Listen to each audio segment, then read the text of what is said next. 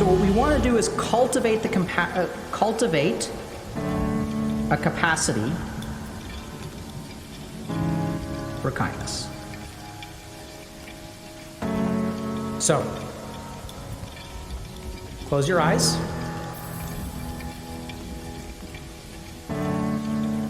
Take a few moments to breathe in and breathe out.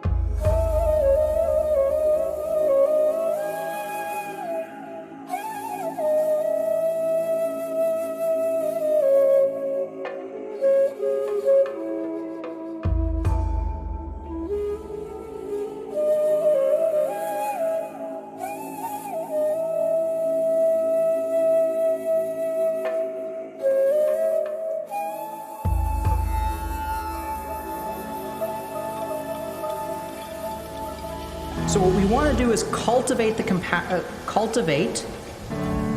capacity for kindness. So, close your eyes.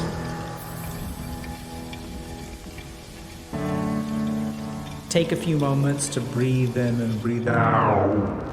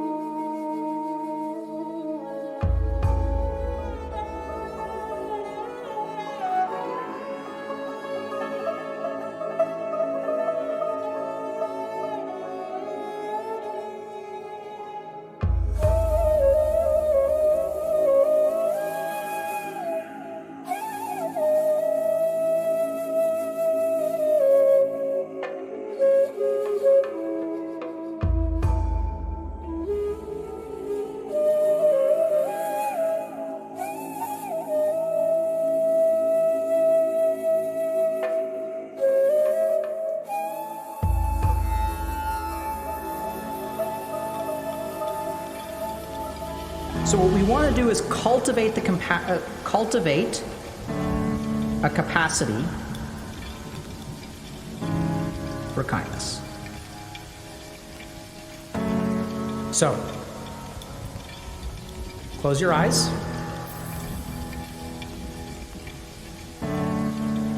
Take a few moments to breathe in and breathe out.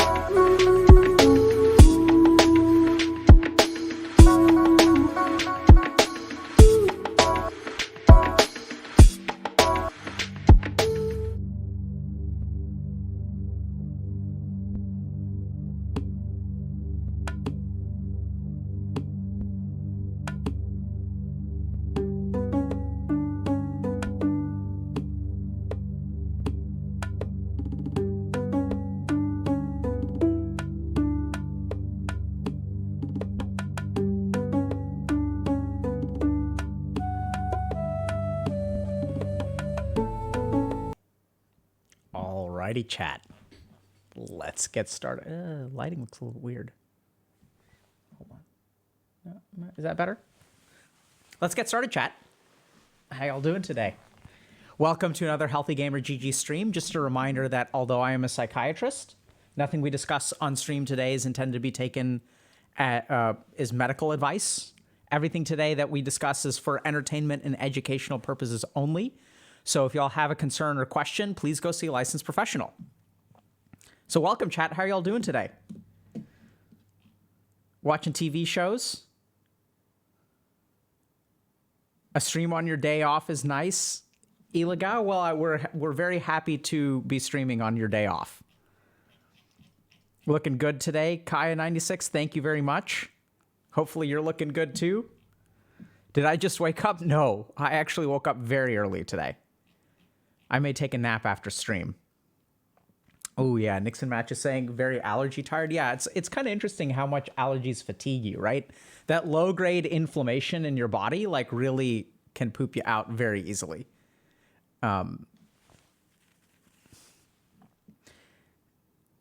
Yeah, Blatty Hagrid is saying things to do piling up but don't want to do them. Yeah, believe me, dude, I understand. I feel the same way. Stuff is piling up for me too. But we're going to do it. We're going to kind of, you got to get it done. And that's part of the reason I woke up today. I've been procrastinating a lot. And I tend to find that when I procrastinate a lot, if I can wake up early, even though I'm going to be like tired by like the afternoon, I don't know if this makes sense, but one of the best things that I've learned about tasks that pile up is if I can't do them, I'll wake up early and I'll get started. It'll be kind of inefficient. I'll like sort of like crack the dam that has all that work piled up behind it. And I'll get like a lot of stuff done actually, or like a fair amount. It sort of doesn't feel like enough between like even 6 and 9 or 9:30. So I'll get like 2 or 3 hours of work done. And then I'm kind of wiped for the rest of the day because I didn't like sleep properly and I'm streaming and then I'm kind of like, kind of done for the day. But it's the kind of thing where if you have a ton of stuff piling up and Friday morning rolls around, it's not like you're going to be working Friday at 4 p.m. anyway. Does that make sense? So if I woke up on a normal time, I'd like prep for stream and stuff like that. And then after stream, I'd be wiped anyway. So it's sort of like, I'm going to be wiped either way by 3 p.m. There's no way I'm going to work. Maybe I'll play some Dota or something like that. So just wake up early and get started. It's not going to be anywhere near enough, but it'll open the floodgates. So if you guys are struggling, I recommend you kind of try that out. Like sort of work between, 7 and 9 or 6 and 9 or even earlier. And then like just clock out at 2 p.m. Because I don't know about y'all, but there are a lot of days where I kind of clock out at noon or like 1 o'clock or 2 o'clock. And I'm just kind of like GG'd out and I can't. And so if you're going to GG out at 2, you might as well wake up early and then like GG out and like take a nap, wake up, feel kind of groggy, like maybe eat something, maybe game for a little bit. And then like, yeah, so Ninja Face TV says that works for you too. Good. Did you watch the Final Fantasy VII Celebration stuff? No, I did not. I have a hot take, an unpopular opinion. I was quite disappointed in FF7. I thought it was sort of fun, but generally speaking, I actually think it's not one of the best FF games out there. I know. That's going to get me canceled, huh? Yeah, it's interesting. So I think FF10 is great. So FF4 is fantastic. FF6 is truly amazing. And I liked 9 and 10 more than 7. Tactics is phenomenal too, dude. Dude, Tactics back in the day was great because like the translation wasn't... So I don't know if you'll know this, but like the original PS1 Tactics game had very poor translation. It's actually really a fantastic game. There's a lot of like philosophy and stuff like that, like these concepts about the nature of war and things like that. But it's funny because the translation wasn't very good.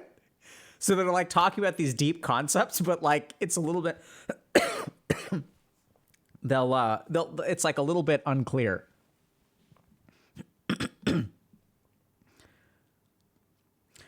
So what about FF7 did you not enjoy? So I enjoyed playing the game. I thought it was a fun game. I really enjoyed it because there was a certain like air when it came out where like me and all my friends were kind of like racing through it. So there were a lot of things about the game that I sort of didn't like. One was how strategy guide or FAQ dependent the game was. So one thing that sort of like rubbed me the wrong way is that there are like certain things in the background of the environment that you can interact with to get items, but like there's no indication in the game that you can click on something. I don't know if y'all remember that. That was one thing that sort of like upset me a little bit.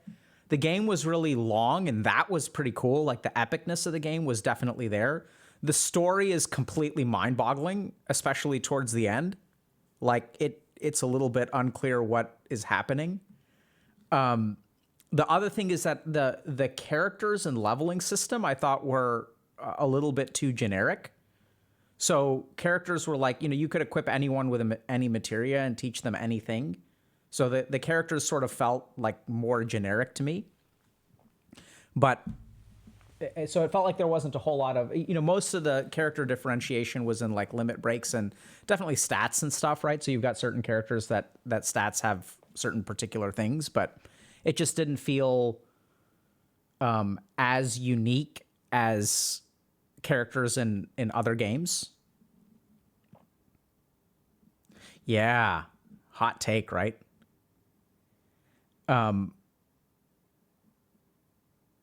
Are you a battle royale enjoyer? No.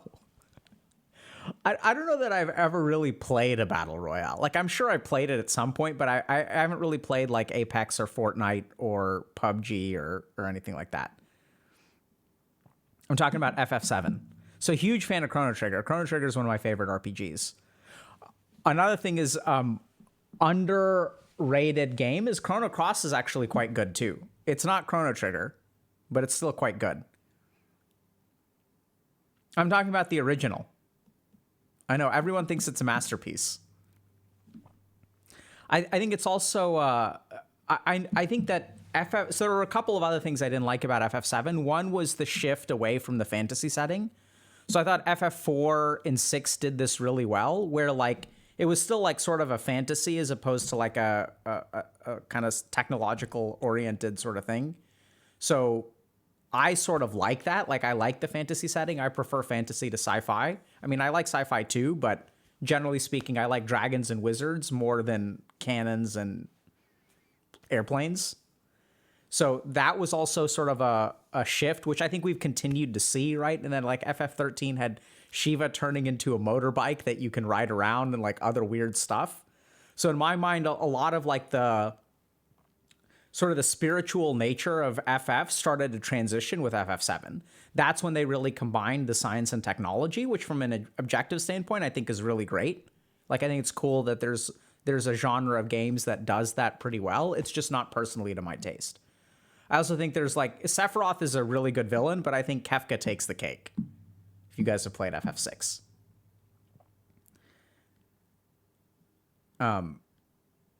Yeah, so like, now like FF is moving into this weird sort of like YA technology cars and everyone's super cool. And it's like very like anime-ish, whereas the early Final Fantasies really weren't about that.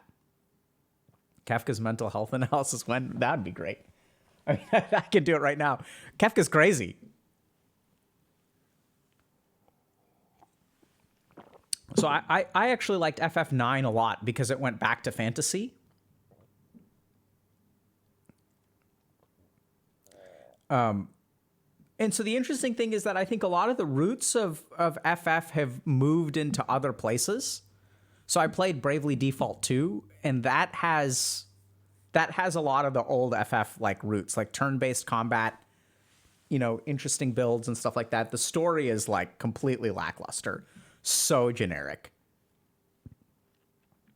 But anyway.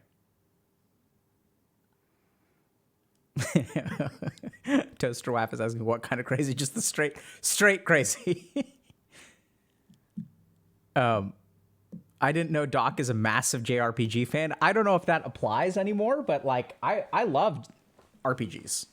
I'm an RPG enjoyer, especially in my boomer years where my reflexes and stuff aren't so great.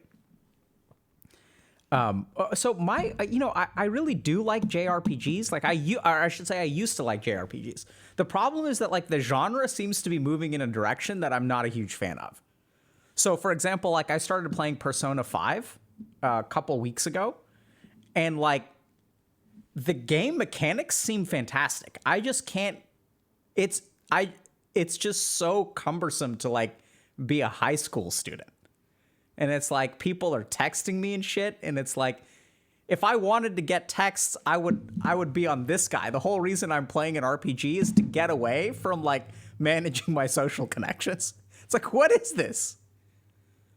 And it's like, there's a lot of random crap you can buy, and certain stuff happens on certain days. And like, how are you? So the mechanics and stuff I think are really like very intriguing from the back end, but it's the front end that I find like completely, I can't empathize with whatever teenage angst kind of crap they're doing. I am playing Persona 5 Royal. Right? Like, it's cool though. Like, I mean, it's neat that you can like level up all these like social relationships that give you these weird buffs, and you can like, manage your social stats and things like that. It feels like non-weapon proficiencies from D&D. Yeah, Ys 8 SSA 316. That's Lacrimosa of Dana, right?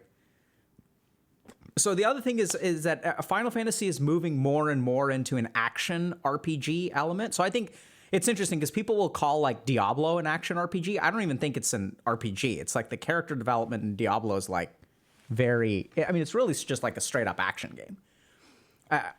Final Fantasy feels more like action RPGs. I really like the old classic sort of turn-based strategic. Well, like Final Fantasy has that too. I played Dragon Quest 12.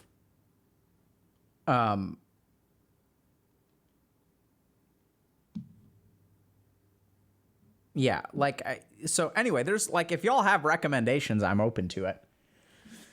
I was going to try, have y'all played Dune, the RTS game?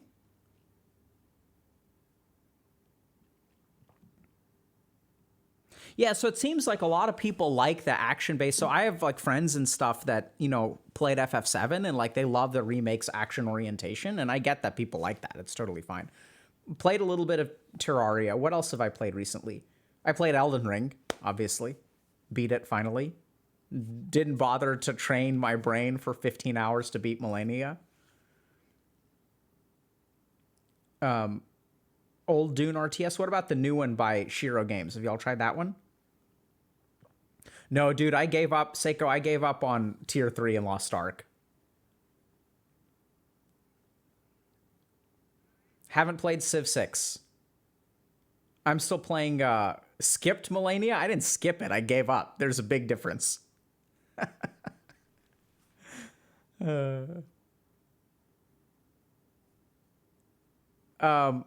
We've done a couple of play like streaming Disco Elysium.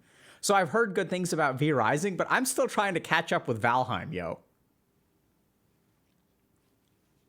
Yeah, Golden Sun is one of the things that one of the RPGs that I always wanted to play. Yeah, Prince Banana saying just reduce her HP pool to 0. It's easy. Yeah, get good, noob.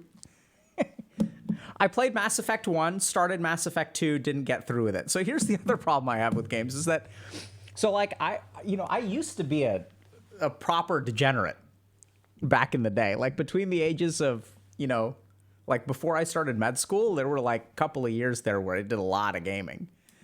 And now though, like the problem is that, real life will sort of take over. And then like, so I can't, I've got like kids and stuff. So I am playing Pokemon with my kids. That's actually a lot of fun, but it's very stressful.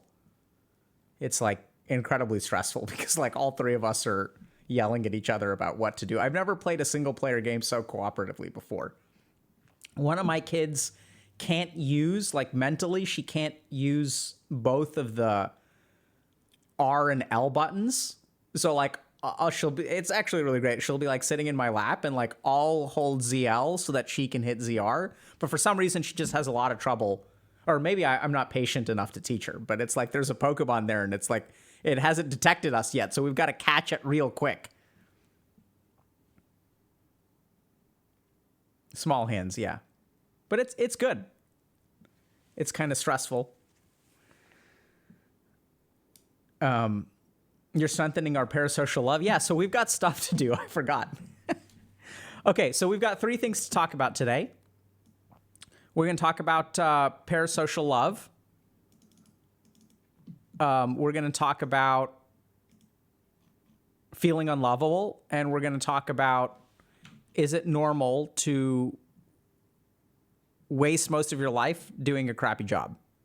What do y'all want to start with? Let me see if I can. Yeah, Arceus Legends. Can we get a poll? Looking for mod PST. Let me see if I can do it by their serf. You guys want to talk about parasocial relationships? Oh no. No, I've been logged out of Twitch. I don't have. Oh, sweet. Thank you, mods. Love y'all. Bad job forever. Thank you, mods. Much love. Is love part of Maya? You could say that. It depends on what you mean by love. I would say that love is part of Maya, but where love comes from is not. Okay, bad job forever. That's what it is. Let's do it. Thank you very much, chat, for guiding me. This is the thing. So we'll prep a couple of things, right? But like, I don't actually know what to talk about. That's where y'all come in. Y'all tell me. What we talking? What do, chat? What do? Okay, so let's get started.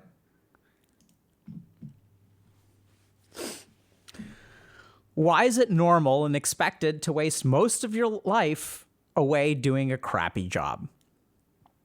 I'm 18, taking a gap year, and will go to college in the fall, and I've been working at a store for almost a year now. And every time I'm reminded I'll be doing this for the majority of the rest of my life, I break down and start crying.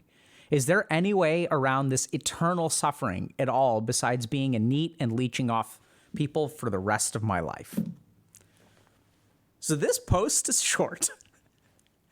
It's not a long and drawn out exploration of thoughts and feelings and whatever.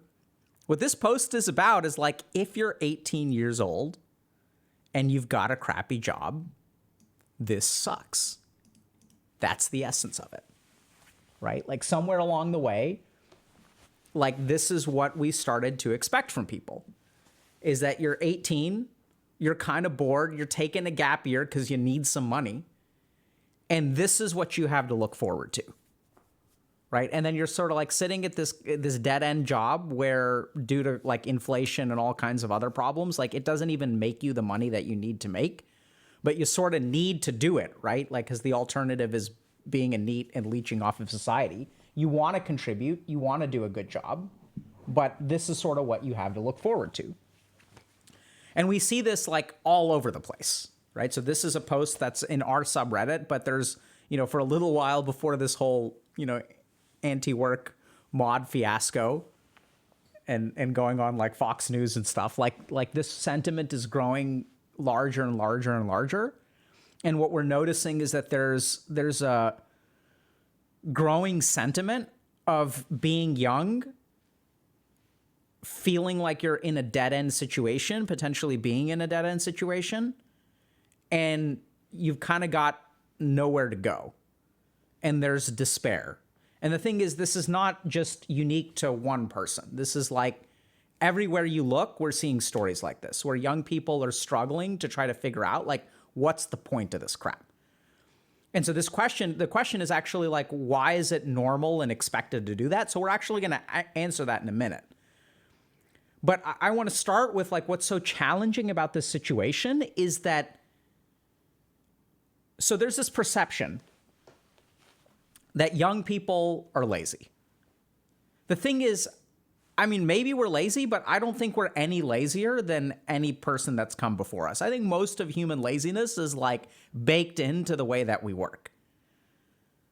The challenge right now is that most of the people I've met and most of the people that I worked with are actually like okay working hard. They just want to work hard for something. That's what's missing. It's one thing to like want to work hard or not want to work hard. It's another thing to work hard for no reason, or work hard for like way too small of a reason.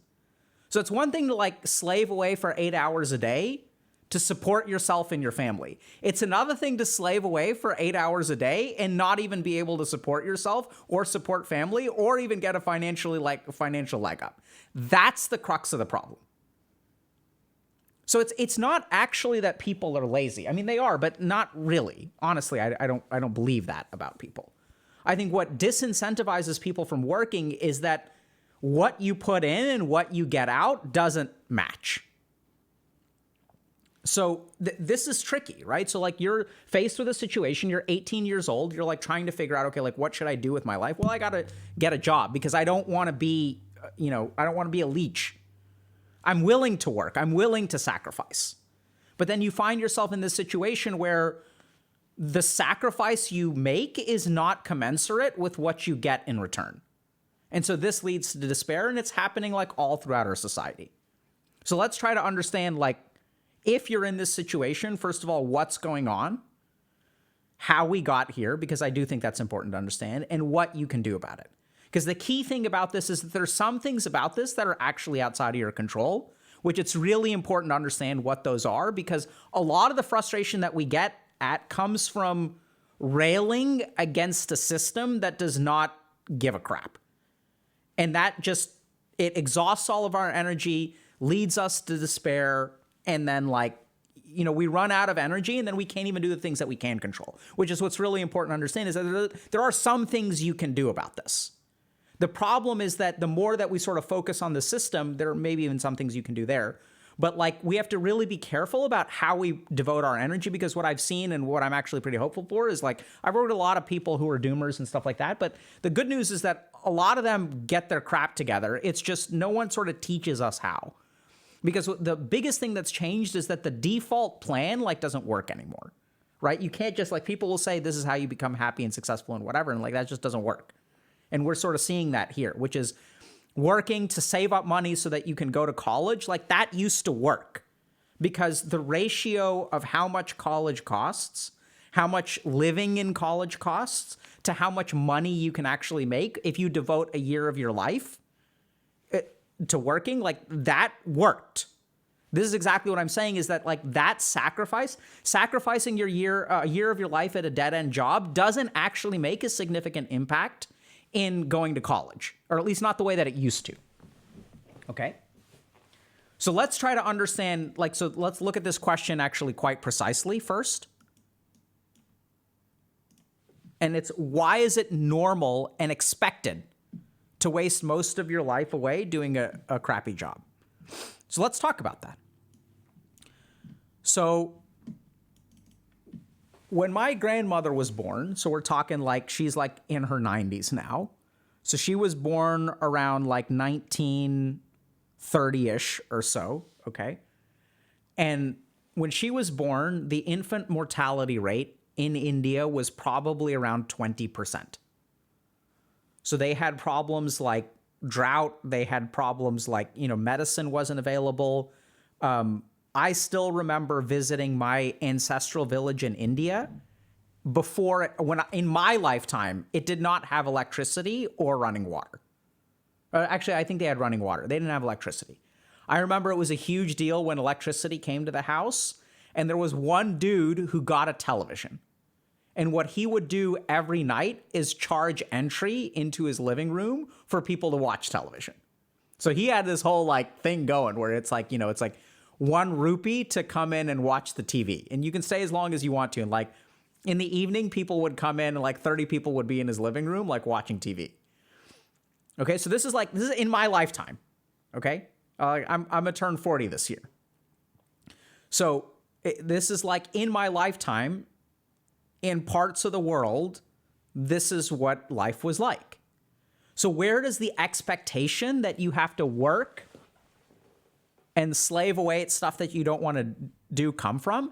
It comes from the fact that that's what was required to survive.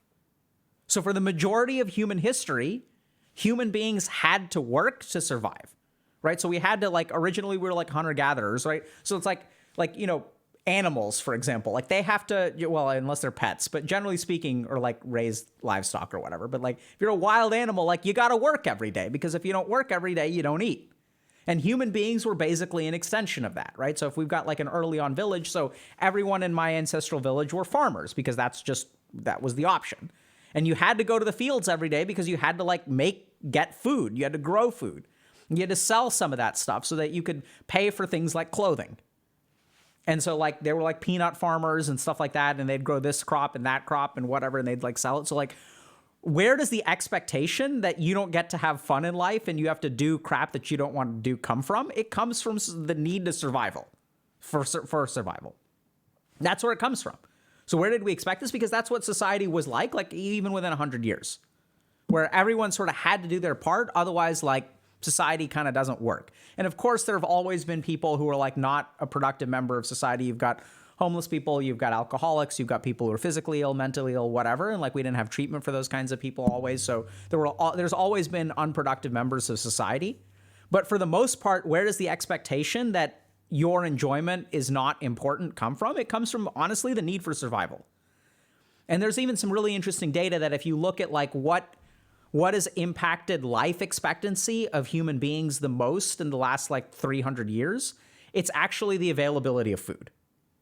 So what is, 500 years ago, I think the life expectancy was maybe in the 50s or something like that, maybe even lower. And so why are people living to 60 and 70 routinely? It's because we have enough to eat. So society is changing a little bit. And what's happening though is that the expectations that we have are not mirroring the world that we live in today. So where does the expectation that your enjoyment is not actually that important? That expectation comes, in my opinion, from survival.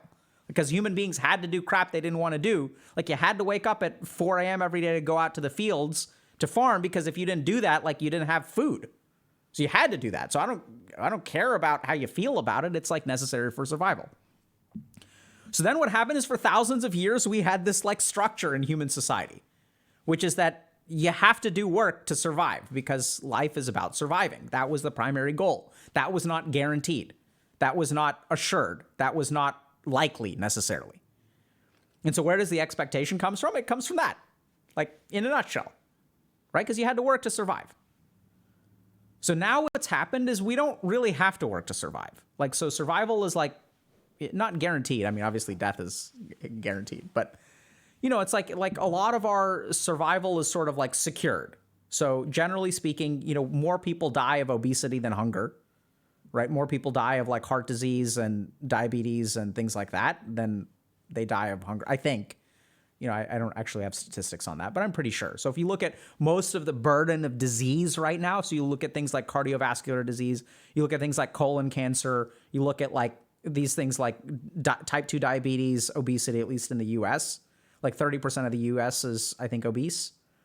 And all the health effects from that, it's like we have diseases aplenty now, as opposed to before when life expectancy was lowered by like malnourishment and stuff like that. In developing countries and things like that, the situation is reversed. I think there are definitely parts of the world where poverty and a lack of nourishment is a primary factor in terms of life expectancy. But for the developed world, that's not really the case.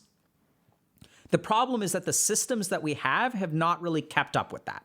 So there's this assumption that working for the purpose of survival sort of means that like you don't get to complain. Like you just have to be a productive member of society. The thing is, that's just not true anymore, right? So if we look at like what's happened, economies of scale, things like technological advancements, things like hydroponic farming and like, you know, agriculture has changed drastically. You used to have a bunch of people in order to like create a bunch of food. Now you just need like one person, or even like drones or machines can automate it. You've got a hydroponic bay. I remember reading a couple years ago, there's this place in Japan that grew a bunch of lettuce per like square foot. And so they've got, you know, they're using the vertical dimension to farm. So it's not just like growing lettuce in the ground. It's like we've got one layer of lettuce here. We've got one layer of lettuce here. We've got one layer. We've got like 8 layers of lettuce that go 12 feet up in the air. So you're basically like you're exponentially increasing the amount of food you can grow.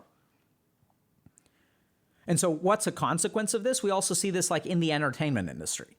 So why is the entertainment industry growing so rapidly? Like think about the number of video games that are around today. Think about the number of TV shows that are around today. And like how many TV shows were being made every year 40 years ago? It's probably like 1 to 10% of what we're seeing now. And why is that? It's because we don't need humans to do the work anymore. Right? So like as human beings, like don't need to do the work, like they want more entertainment because a lot of stuff is automated now, right? If we have like self-driving cars, we've got like alarm clocks, we've got all kinds of like different devices. We have dishwashers, we have laundry machines. These are the things that human beings had to do before. And now it's like we have running water, we have electricity, we can stay up all night. Like we no longer need to like chop down firewood for light and heat. Right? The power comes right to my house. Like, that's pretty cool. So the labor requirements of human beings have decreased. And what we've essentially done is moved upward in Maslow's hierarchy of needs. And now we're at the part where, like, you know, for most of us, thankfully, survival is like not that big of a deal. Most of us aren't going hungry, thankfully. And so as we do this, like, but the systems that are designed are not designed for happiness. They're designed under the assumption that you have to do crappy work in order to like make society function. But we don't need to do crappy work. I mean, some of us do, I suppose, but you know, and it's really interesting because this is something that's like, we're sort of seeing this trend. So I just want to show you all something real quick. So Deloitte did a survey on Gen Z and millennials. And what we sort of found, there are a couple of really interesting findings from this survey. One, like, I want you all to look at this. So nearly 2 in 5, 37% of Gen Zers and 36% of millennials say they rejected a job and or assignment based on their personal ethics. Oh, I guess you guys can't. Hold on, let me move this up a little bit so y'all can see that. This over here. Nearly half of Gen Z and millennials in senior positions have rejected a job or assignment based on their personal ethics. So what I hear in this post is that this is a dead-end job. I don't enjoy it, and my suffering is eternal. And it turns out that this is not just this person. This is a generational impact that we see. And like, this is crazy. Like, the idea of rejecting a job based on personal ethics in my grandmother's day was absurd. You can't stop being a farmer based on personal ethics because your family needs the food. And so as we moved upward towards Maslow's hierarchy of needs, suddenly like personal fulfillment becomes more important to us as a whole generation. Because the truth is that we don't need to work as much as we used to as human beings. Like, the human race does not need to work as much as it used to. Now, if we did work, I think that's generally speaking good. So we can like advance the human race better, the more of us that kind of put in the time, but we don't necessarily have to do it in a dead-end job. And I think this is something that's really unfortunate, but it's true that society has not, the institutions and structures of society have not actually kept up with the evolving needs of society. We're seeing hopefully change in that now. But at the end of the day, like, what does this have to do with you, right? So if you're faced in this situation and you're listening to this, I'm imagining your response is, well, that sucks, so what do I do about it? GG. I guess society has to change. And yeah, it does have to change. The truth of the matter is that there's a lot you can do about it. And we're going to start by actually taking a closer look at the post. So I want to zero in on this. Is there any way around this eternal suffering at all besides being a NEET and leeching off people the rest of my life? So what do y'all notice about this statement? What do you think is going on in this person's head? Someone saying take 2 jobs. So this is interesting. Before we go further, I want to show you all something.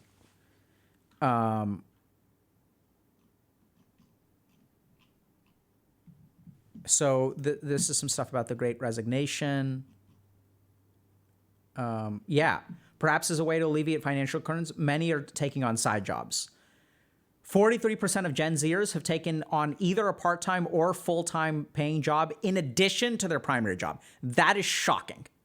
That's what this says down here, right? So this is already happening. I think that this actually, Gen Zers are, I don't know exactly what the statistics are for like boomers and stuff like that, but I'm pretty sure that like close to 50% of people did not have side jobs, right? This is a huge systemic problem. I don't think you can blame this on the millennials. But what I want to focus on here for a second is, what do y'all notice about this statement? Yeah, here's a link. Posting it now. Oh, I can't post. It's Deloitte's 2022 Gen Z Millennial Survey. So let's focus on what we're going to do about it. So what do y'all notice about this? Dualism, perfect. So this statement is black and white thinking. Okay? So the truth of the matter is that the world is not black and white. The truth of the matter is you don't have a choice between eternal suffering and being a NEET. The truth of the matter is there's a lot of stuff in between there. So as we look at this problem, there is an external component and an internal component. The external component we've already touched on, right? The truth of the matter is that society has changed. Gen Zers are getting crushed, right? So that may sound pretty bad. We can't really fix that. We can try to fix it. Maybe there are people who are fixing it, like whatever. But at the end of the day, there are things that you can do. So the first thing that you've got to be careful of is your information diet. So this is where when something is happening to me and I turn to the internet and I see that it's happening to everyone else, I conclude that there's just despair, right? Because I have a cognitive impression. I'm feeling a particular way. I go to the internet, and what does the internet do? The internet amplifies feelings, and what it amplifies the most are negative feelings. So let me just we know this, right? So there have been studies starting with Facebook, looking at social media, and you yourself think about this. So think about if you spend 10 hours a day browsing the internet, what does that do to the quality of your life? Do you feel invigorated, passionate, excited, hopeful about life? Of course not. So let's think about why this is. So if I make a post on the internet about, hey, I'm so grateful, I have an awesome job, I love it so much, what do you think happens to that post? Some people upvote it, some people like it, and some people dislike it. The more time you spend on the internet, the more likely you are to downvote that kind of post because you're resentful, right? So what happens is we're like creating this echo chamber. And if I make a post that people can empathize with, if I say I'm getting crushed at work, I'm going to get way more upvotes than downvotes. I'm going to get way more likes than dislikes. That's actually what's going to happen. Because the truth of the matter is the people who are more happy in their jobs probably spend less time on the internet. And the reason they do that is because they're like more busy with their job. Does that make sense?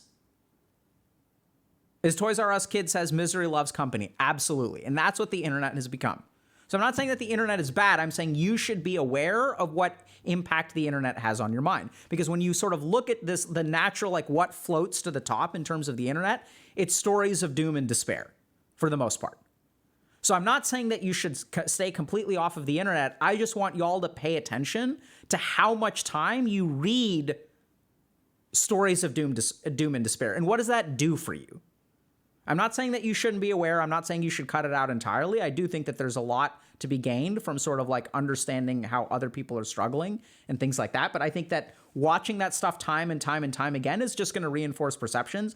And there's a bias on the internet towards negativity. And the more that you open up yourself to that bias, the more stressed out you're going to feel. And then what we see is that stress is going to lead to black and white thinking. We sort of see this, right? Because the truth of the matter is like, I don't know if it's common sense, but there are way more options than this. Is there any way around this eternal suffering at all besides being a NEET and leeching off people? 100%. There are 1,000 different options. But if you spend time on the internet, it's not your fault. It's not like this person is stupid. Quite the opposite. I think this person is asking an insightful question and trying to, understand themselves. But the truth of the matter is there's a ton of stuff that you can do, but all of the nuance is not represented on the internet. That's the big problem. Is if I go to Twitter, all I'm going to see is like black and white thinking. Twitter is a platform that restricts, by virtue of its nature, restricts nuanced thinking. Right? There's a character limit. You can just go one way or the other way. And what's going to happen is like, as you go one way, it's going to be a visceral response people will emotionally connect to. They'll share the tweet, they'll like the tweet, whatever, it gets floated to the top. So this is why if you look at like Twitter, it's so polarized. There's no discussion. You can't have a discussion. It's just people yelling at each other and no one's paying attention. The more you participate in that, the more that your mind is going to see this. And the more that your mind is going to come to this conclusion. And furthermore, the more that you read this stuff, as you get emotionally activated, as your amygdala gets hyperactive, right, when you read this stuff, because you're getting emotionally engaged, as your stress level rises, as you're like, oh my God, the world is ending, what am I going to do? Your cortisol level increases. As your cortisol level increases day after day after day after day, and remember that cortisol was not designed to be chronically elevated. Cortisol was designed by evolution, evolved. The purpose of cortisol is to keep us alive for the 24 hours after a period of danger. And then the cortisol level is supposed to go down and we're supposed to be fine. So like the way that the cortisol system developed was sort of like to account for long-term post-acute danger. Now what happens is paying rent at the end of the month is a constant danger. So your cortisol level is elevated for 30 days, 60 days, 90 days, 100 days. And what does cortisol do to your brain? Does all kinds of crap like interferes with your sleep and things like that, lowers your mood, increases inflammation, but also encourages black and white thinking. Literally. Stress hormones encourage black and white thinking. So as you consume a particular diet of information, your cortisol level is going to go up. As your cortisol level is going to go up, you're going to start thinking in black and white. So what can you do about this? 3 things. First of all, be critical of the information that you consume and be critical of how much you consume it and when you consume it and how you consume it. Second thing is figure out whether you are operating in a cognitive bias. Now that in and of itself is tricky. How do you figure out if you're operating in a cognitive bias? It's really simple. There's one tip. Is your thinking black and white? If your thinking is black and white, chances are your brain is not behaving in a completely like calm, objective way. Black and white is the consequence of subjectiveness, right? You can sort of see that. Like you can see the stress in any kind of political discussion. It's black and white. There's the good guys and the bad guys. And I'm part of the good guys, down with the bad guys. I got to fight for this. It's like so much energy, so much emotion. It's a fight for survival. And then things become black and white because that's the way that our brain evolved. You know, if I'm like out fishing on my boat and a crocodile takes a bite out of the boat, my mind needs to react quickly in a black and white manner. It's an issue of life and death. And that's what we see in all these political discussions. Everything seems like the world is ending and there's despair, right? That's what we see here. I'll be doing this for the majority of the rest of my life. I break down and start crying. How do you know that you're going to be doing this for the majority of the rest of your life?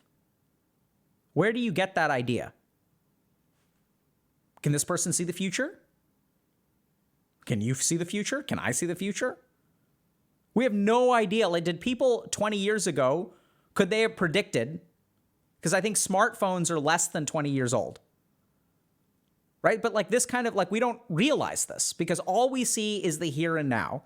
And when we suffer, time starts to dilate. So when you're like nauseous, like if you get food poisoning, like time is going to dilate. You're going to be like, oh my God, this is awful. It's going to last forever. And then what happens is this person, it's not just like time dilation because of suffering. There's other stuff too, because they hear this story from people who are 30. They hear this story from people who are 40. They hear this story from people who are 25 because of the internet. So what can you do about it? The first thing is like control your information diet. Second thing is recognize if you have black and white thinking. And if you do, just recognize that the conclusions that your mind are coming to are just like objectively false. And the third thing that you can do is play chess, like figuratively in your life. So this is the other thing that y'all got to understand. So I'm not great at chess. I'm actually quite bad. I barely know how to play. But when you look at a chessboard at the very beginning, because at the age of 18, you're just starting life. And your goal is to take the king. It's an impossible task. How on earth are you going to win this chess game? You can move a pawn. You can move a single pawn up 1 square or 2 squares. How much closer does that get you to winning the game? It gets you just as close to winning the game as it does to losing the game. Right? So when we're 18 and we have this deterministic view of the future, like the right thing to do is to start to play chess. And that's sort of like what I did. Some people will sort of ask, how did I go from, a 2.5 GPA to training at Harvard Medical School and being faculty there? Like one step at a time. It took me years. It took me about 7 years to start to put my life together. And then after that, it took me like 8 years to, or not 8, 4 more years to actually land at Harvard. So like I finished undergrad. That took me 5 years. I took some additional classes to try to boost my GPA. I applied to medical school 3 times, started medical school at Tufts. Right? So each of those is like one step up. Did a dual degree program there to try to increase my competitiveness. Matched at Mass General Hospital and McLean Hospital for psychiatry training. It's a Harvard Medical School residency. And then 4 years after that, I was faculty at Harvard Medical School. And I was 36. Technically, I was on the faculty at 32 because even as a clinical fellow, you're faculty, but I was learning there, right? And like my journey started at the age of 21. It took me 15 years. So there's no sense of time and duration. And each one is like one step forward. It's like playing a game of chess. You're behind a little bit, we're going to take one step forward. You're behind a little bit, we're going to take one step forward. You're behind a little bit, we're going to take one step forward. And as you move your pieces, you don't know what the plan is going to be. It's not linear. Life is not like that, right? You can just make the best move at every step of the way. And as you make the best move, as you develop your pieces, as you get different kinds of experience under your belt, you will reach a place where this future that you're predicting is just not the case anymore. And you're going to spend less time on the internet because you have a life that's worth living. It's hard to being 18 years old, taking a gap year and like trying to make some money before you go to college is like, it's mind-numbingly difficult. You get so little reward for the effort that you put in. And at the same time, like, just because you don't see the reward then does not mean that you're not accruing something. That certain amount of money will give you a certain amount of freedom, right? It will like position you a little bit better in terms of college and stuff like that. You'll have a year of work experience under your belt. Your ability to tolerate bad situations is also going to be better. Like, there's all kinds of stuff that you're gaining that you don't even see yet. And case in point is like, all of the struggles that I had, it never dawned on me when I was like 19 years old and playing video games till 4 a.m. and like, so I could pass out so I didn't have to think about how I was screwing up my life. It never crossed my mind that suffering in this way and struggling in this way would allow me to help people in the future. 15 years later, 16, 17 years later. Like, you just can't, you have no idea what life has in store. Everyone thought they knew what was going on, and then COVID hit. Everyone thought they knew what was going on when Bitcoin soared, right? Let's buy Luna. Let's buy this coin. Let's buy Dogecoin, Shiga coin, this coin, stable coin, Terra coin. Everyone was confident. And here comes the next thing, NFTs. Didn't you know that the video game industry understands that NFTs are the next big thing? That's what gamers want. So we're going to buy this Ape Yacht Club stuff, and this is how I'm going to make my money. Like, everyone knows the future, right? Blockchain is what's next, Web 3.0. It's a video game that you can make money playing. That's what people want. Everyone's so sure, just like you are. If you're 18 and you're sure that doom and gloom is ahead of you, like, everyone in the world is so sure. So what can you do? Like, take a step back. Cut back on like what you consume off of the internet. Recognize what helps you and what doesn't. Look at yourself when you spend time on the internet. How does it make you feel? Does it actually equip you to do better? Does it improve your mood? Because that's sort of like what we think, right? We think if we're like, okay, if I watch enough YouTube videos, I'll figure this out. And I'm not saying that they don't help. There's even preliminary data from our internal community that we're now applying to the ethics board to do a study on about watching our content appears to improve. We're not really sure about this. So this, like, we haven't done a study yet. We've just noticed some initial things. It appears to improve some negative symptoms of mood and anxiety by 11 to 20%. Interesting, right? So people learn stuff on the internet for sure. So it's not even studied data. It's like an initial signal that now we have to, like, in a non-biased way, examine and see if that effect is real or not. We don't even know if it's real, but it's interesting. Can watching YouTube actually improve like symptoms of depression by 20%? That's the study that we're applying for now. So be careful about what you consume, recognize your black and white thinking, and then like ultimately just make one move at a time, right? So if you need to work for 1 year, it's not going to last forever. You don't need to be in that job for the next 50 years. Even this person said, I'm taking a gap year. This is time limited. Y'all see that? Like, but that's not how the mind thinks.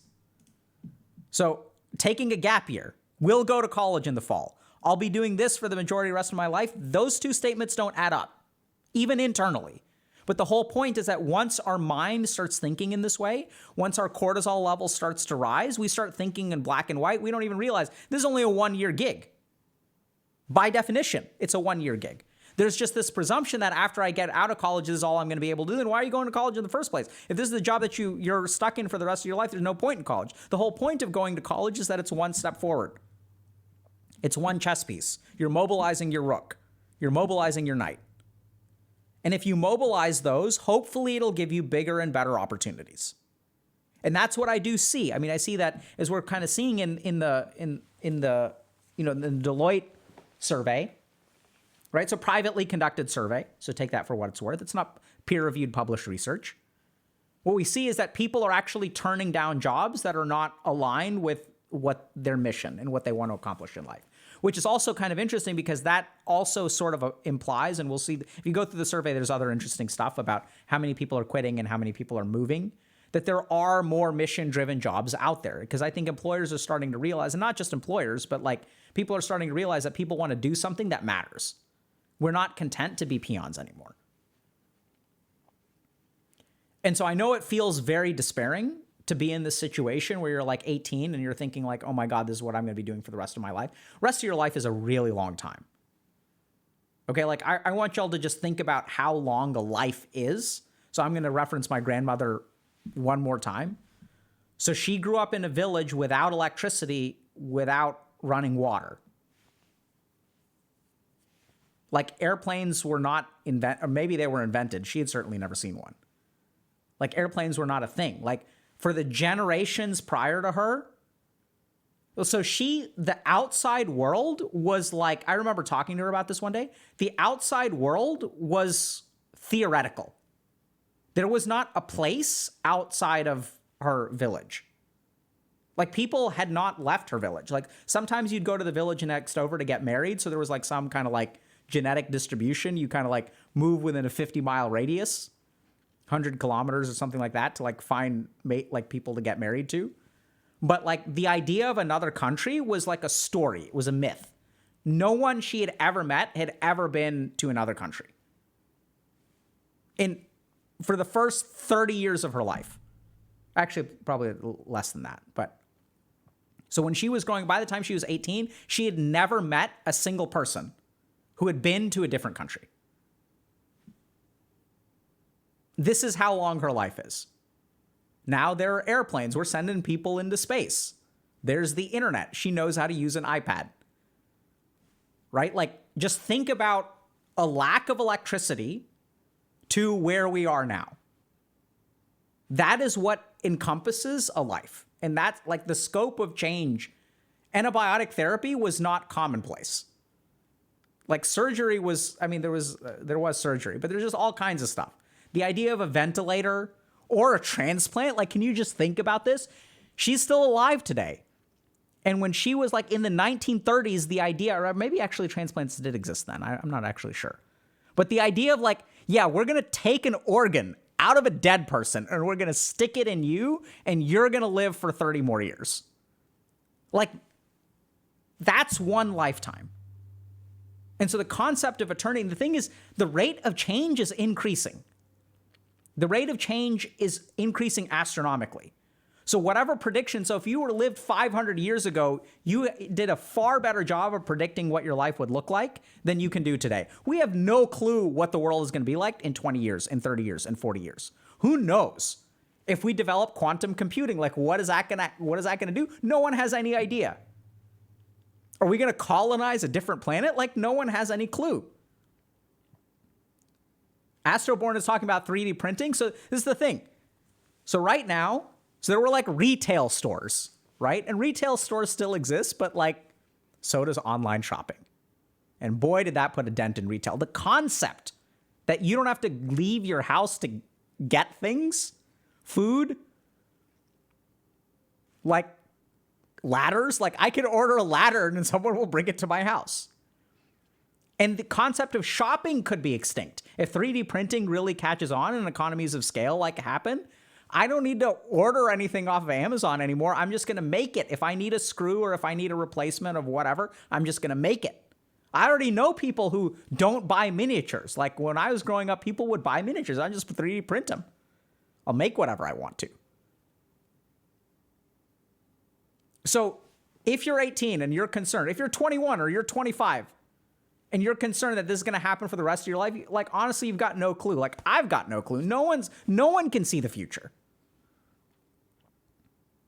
So take whatever steps that you can. And a lot of this has to do with, like, our friggin' perception. This actually reminds me, like, someone sent me this earlier. I want to share this with y'all. I was just looking at this. So someone sent me a testimonial from a coaching client, which is like, I'll just read it to y'all. I hope that's okay.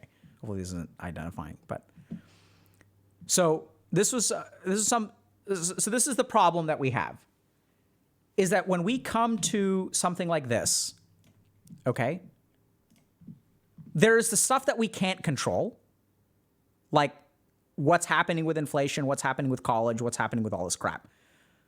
The problem though is that like there is actually a lot of stuff that we can control. Right? We can adjust our black and white thinking. We can recognize that actually I'm not doing this for the rest of my life. What is all that? That's all the crap that's in my head. that I assume is true. So it's our perceptions that actually like tank us. So I'm going to show y'all something kind of interesting, or read to y'all something kind of interesting. Okay, so this is a testimonial that someone sent me. So I frequently will get feedback from our coaching program, right? So sometimes I'll get like negative feedback and I get positive feedback too. So I'm trying to think, we try to figure out, okay, what is coaching good at and what is coaching not good at? So here's something that I want to share with y'all. I think as a recipient of this service, the true value of it is its therapeutic nature and unbiased third-party perspective. This is my second time with Healthy Gamer, where the first was group coaching. I believe that this is something I know helps and works in the ways that clinical therapy, psychiatry, and medicine don't. I have and will most likely continue to sing the praises of the goals and effectiveness of coaching with Healthy Gamer. Thank you for everything. The peer system made me immediately more comfortable with my coach than I've ever been with a therapist. And I've been going to therapy for almost 10 years now. Having someone in your corner who really understands your worldview and perspective without needing to explain too much was incredibly helpful for me. Someone who could relate with personal anecdotes made me really feel like I'm not alone and like I'll be okay. I can't really think of anything I'd like to see improved. Maybe the scheduling and payment things could be more streamlined, but I didn't feel too inconvenienced using them, and it's nice that everything is done through Discord. I can't honestly think of anything I didn't like. Having a place to talk about the things I don't like about myself, what I want to change, my struggles, and having someone who would challenge my perceptions has been so valuable to me. I've gained so much perspective and awareness of my own thought patterns and behaviors. My coach was so incredibly insightful and non-judgmental and clearly had a really good grasp on the subjects we covered in conversation. I was always eager to hear what he would have to say. He always had thought-provoking questions that led to the core of where an issue stemmed from, and through that I discovered so much beneath the surface, like a web of connected dots that make sense in how they interact, as opposed to the jumbled mess I perceived them as before. I had some concerns when I first started, but I am very, very glad I stick with it and will take the lessons I learned into the future. When I am financially able again, and should I feel I have the need to continue, I would love to participate in coaching again. Thank you for everything. So I think the key thing here is that what we want to combat is perceptions. It's awareness. It's assumptions. It's that we have this tangled ball of emotions that like we don't know how to connect these dots in our life. And what you need is someone to challenge your perceptions. Because we operate based on all of these assumptions and we form conclusions based on the assumptions of our mind. And our mind is based off of a brain that is overwhelmed with things like cortisol. And so we end up as like doomers and this kind of crap. So it's like, and this is where, as the person sort of pointed out, it's not clinical in nature, right? But that's because some of the problems that we face are not clinical in nature. And this one I thought was particularly interesting because this is someone who had been doing therapy for 10 years. Now, I'm not saying that coaching is better than therapy. I think it's like apples and oranges. So it's like, what are you looking for? Are you looking for, if you need clinical support, then by all means go see a clinician. But in terms of understanding your own thought processes and start in terms of, getting like challenged in terms of people who will dispute your view and conclusions of the world, that's what our program is designed to do. Speaking of, actually, there's one more thing I want to share with y'all. So y'all know, so a couple days ago, we talked about why online dating is super challenging. And like, I made this fundamental assertion that dating profiles will ask and collect a bunch of information, and then we'll match people based on that information, right? So you filter people based on what they put in their profile. And part of the reason that I think that so many people are struggling to date right now is I don't know that what you can put in a profile and selecting based on the variables in a profile will lead to success in a relationship. Because it's unclear whether a picture or your political beliefs or whatever your income or whatever you put in your profile actually leads to successful relationships. So then I got curious. And what I did is I tried to find out what does the science say about what leads to successful relationships? And what I found was really fascinating. I'm just going to share this with you all super quick, okay? This is really cool. So, machine learning uncovers the most... Oh, hold on. Let me try to find this, move this in a way that you can see. Okay. There we go. Machine learning uncovers the most robust self-report predictors of relationship quality across 43 longitudinal couple studies. Okay, so what we're going to do is like, I'm going to, hold on a second. Let's just move me over here. Okay, so what predicts how happy people are with their romantic relationships? Okay, the current project used machine learning to directly quantify and compare the predictive power of many such variables among 11,196 romantic couples. People's own judgment. So this is what they discovered. So they used an AI algorithm to look at nearly 12,000 couples, and they tried to figure out what correlates with success in a relationship. Or actually not success, really, precisely. What correlates with relationship quality? People's own judgment about the relationship itself, such as how satisfied and committed they perceived their partners to be and how appreciative they felt towards their partners, explained approximately 45% of the satisfaction. So 45% of the quality of a relationship is explained by the person's own judgment. The partner's judgment, how your partner feels about the relationship, doesn't correlate nearly as much. Neither did either person's personalities or traits. So like factors like demographic factors, factors like even neuroticism or 5-factor model things, personality, none of that actually correlated. If you look at 12,000 couples, what floats to the top? It's people's own judgments about the relationship itself. Do y'all get that? Like, this is wild. So if you actually look at what leads to success in a relationship, and success is actually the wrong word. What correlates with high quality relationships is your belief in the relationship. If you believe in a relationship, chances are that's going to correlate more highly with the higher quality of the relationship. It's not what your partner believes. It's not a personality characteristic. So all this crap, so like basically like we know the answer. I'm oversimplifying some. But what leads to success in relationships is your perception. Your perception is the most, looking at 12,000 couples, what floats to the top is your beliefs, how you perceive it. And now we understand, what do you think going into an online dating app? When you first engage with someone, what is your perception of this interaction? It's friggin' cynical. You're cynical, they're cynical. No wonder it fails.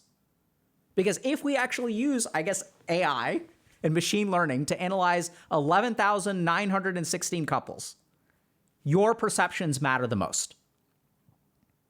And so we can even go back to our earlier post about like, the future holds nothing for me. That belief is going to correlate with a crappy life. We sort of know this in medicine. We call it the placebo effect or the nocebo effect. I've had patients in my office who say psychiatric medication has never worked for me. And then the likelihood that I'll prescribe it is going to be pretty low, because if they don't think it's going to work for them, that's going to be a nocebo effect. It's going to reduce the efficacy of the medication. So it's interesting because we know that placebo works for medication. It's interesting to discover that placebo actually also works for relationships. So it turns out that there is an answer. What leads to high quality relationships? The variable that correlates the most is your perception or faith in the relationship itself. That's the answer. You can use AI to analyze 12,000 couples, and what correlates to high quality relationships? It's the person's belief, not even your partner's belief. Certainly not personality characteristics or traits. And this is where it's kind of interesting, right? Because if we look at dating apps, like, do they include that in any way, shape, or form? Of course not. And so, in fact, what we see is the opposite, that dating apps create the perception that I'm going to waste my time on here forever, and I'm never going to find anyone. So What the dating apps actually create is they worsen the problem that they're supposed to be solving, according to this one paper. So there's other caveats here that we have to consider. The first is that this is correlational data. It's not causative data. There's also other caveats that this is like pooled data from a bunch of other stuff, right? So maybe the other kind of confounding thing that we have to consider, just if we want to be totally fair, is that there's a correlation between my belief that the relationship is successful and the quality of the relationship. Whereas like there may be other factors that improve the quality of my relationship and therefore make me believe in the relationship more. So there could be other things at play. There could be confounding variables. At the same time, if we really want to understand like what makes a relationship successful, it's an interesting finding. And that's what we sort of focus on. And even when we think about like coaching, like the reason that it's successful is because it challenges thoughts and perceptions. And this is where we have this assumption that the reality is out there and our perception is a flawed interpretation of reality. Whereas the interesting thing is that our perception is actually like shapes the reality, affects what happens in reality, right? That's something that we don't really think about or acknowledge. We think that my confidence, but we sort of know this. So if I ask you, if you're confident that you're going to get a job when you go into a job interview, what does that do to your chances of like performing well in the interview? Confidence actually correlates with performance. What is confidence? Confidence is a perception. It's a belief about yourself. And so a lot of what we try to do is we try to fix problems on the outside when we don't realize that 45%, actually that's a little bit of a misnomer as well. 45% of what the variance in high quality relationships can be attributed to your perception of the relationship. And so it's wild. It's completely wild. Does that make sense?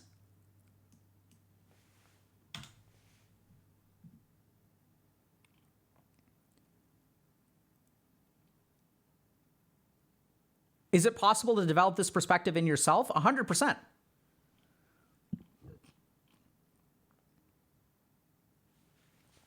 Y'all can read the paper. It's, let me see if I can, here's the, so it's published in PNAS. No joke. And so the paper is machine learning uncovers the most robust self-report predictors of relationship quality across 43 longitudinal couple studies. Remember, it's correlational, right? So there's a lot of, it's literally, it's PNAS volume 117, number 32. That's why we chose this article, because of the journal that it's in.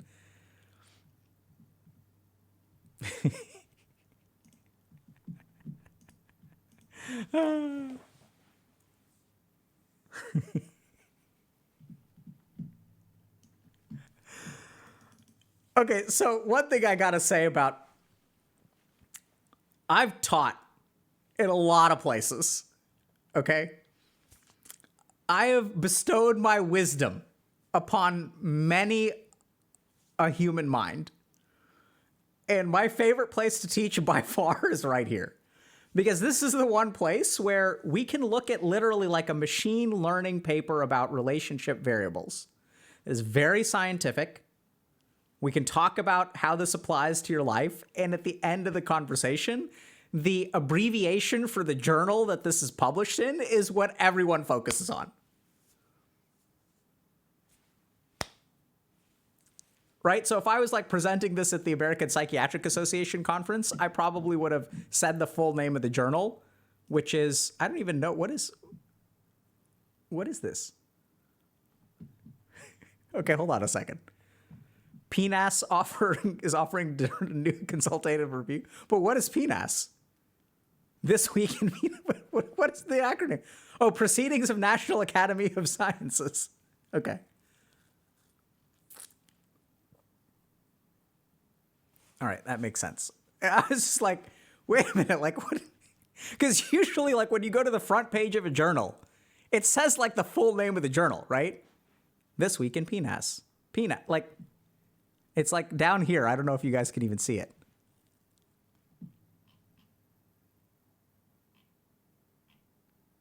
Anyway, enough about that. That's pretty cool. So that explains why it's open source, because it's from the National Academy of Sciences, which, by the way, is a legit organization.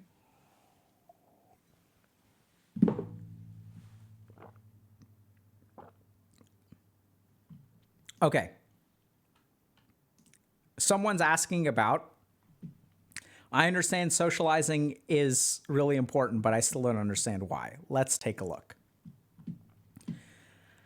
I have a porn addiction and have been drowning myself in parasocial relationships. I did something very creepy yesterday and I need advice. I'm a 30-year-old. I watch porn and masturbate to it almost every day and have done this for most of my life, especially late teens onward. I often think about sex and fantasize that I'm involved in the act when I'm watching porn, or maybe I'm thinking about doing it with someone else. I never had a romantic relationship with any women. I've really only had 2 dates, which happened in high school, but nothing came of it. I've had female friends in high school, but afterwards I made a couple of online friends, but didn't really keep contact. I often fantasize a lot about women I am very attracted to and tend to develop a crush on them. We start as friends and I find them attractive, but once we interact more, I tend to develop crushes on them and fantasize a lot about them. Also, I've stalked the social media pages of one of them. I have confessed to 2 of these crushes and was ghosted or had contact broken from. Fast forward to now. I gave up on relationships and interacting with people socially. I've always been a parasocial Andy, but in more recent years, I've been watching streams more now in a very parasocial manner, especially with a few specific female streamers. Yesterday, one of the female streamers was doing something IRL on stream that was unintentionally raunchy. I recorded that because I was afraid they would delete the VOD. I was aware of what I was doing and could feel shame about it, but ultimately went through with it. Then I jerked off to it later while fantasizing having sex with the streamer. Now, because I had the fantasy in my mind, there's this new love/adoration for the streamer. So edit number 1, I guess people just want to downvote but not offer any helpful advice. Sorry, I thought this was a safe space for AoE healing and working on self to be better people, not a gatekeeping community that ignores certain people with certain issues. It's nice to see that this was crossed out. Edit 2, I wasn't expecting this response. This post initially was downvoted to hell and had no responses, so I thought I would get lost in the sea of posts. Thank you for all the helpful feedback. 207, nice job, my dude. Nice job, community. So, let's talk about this.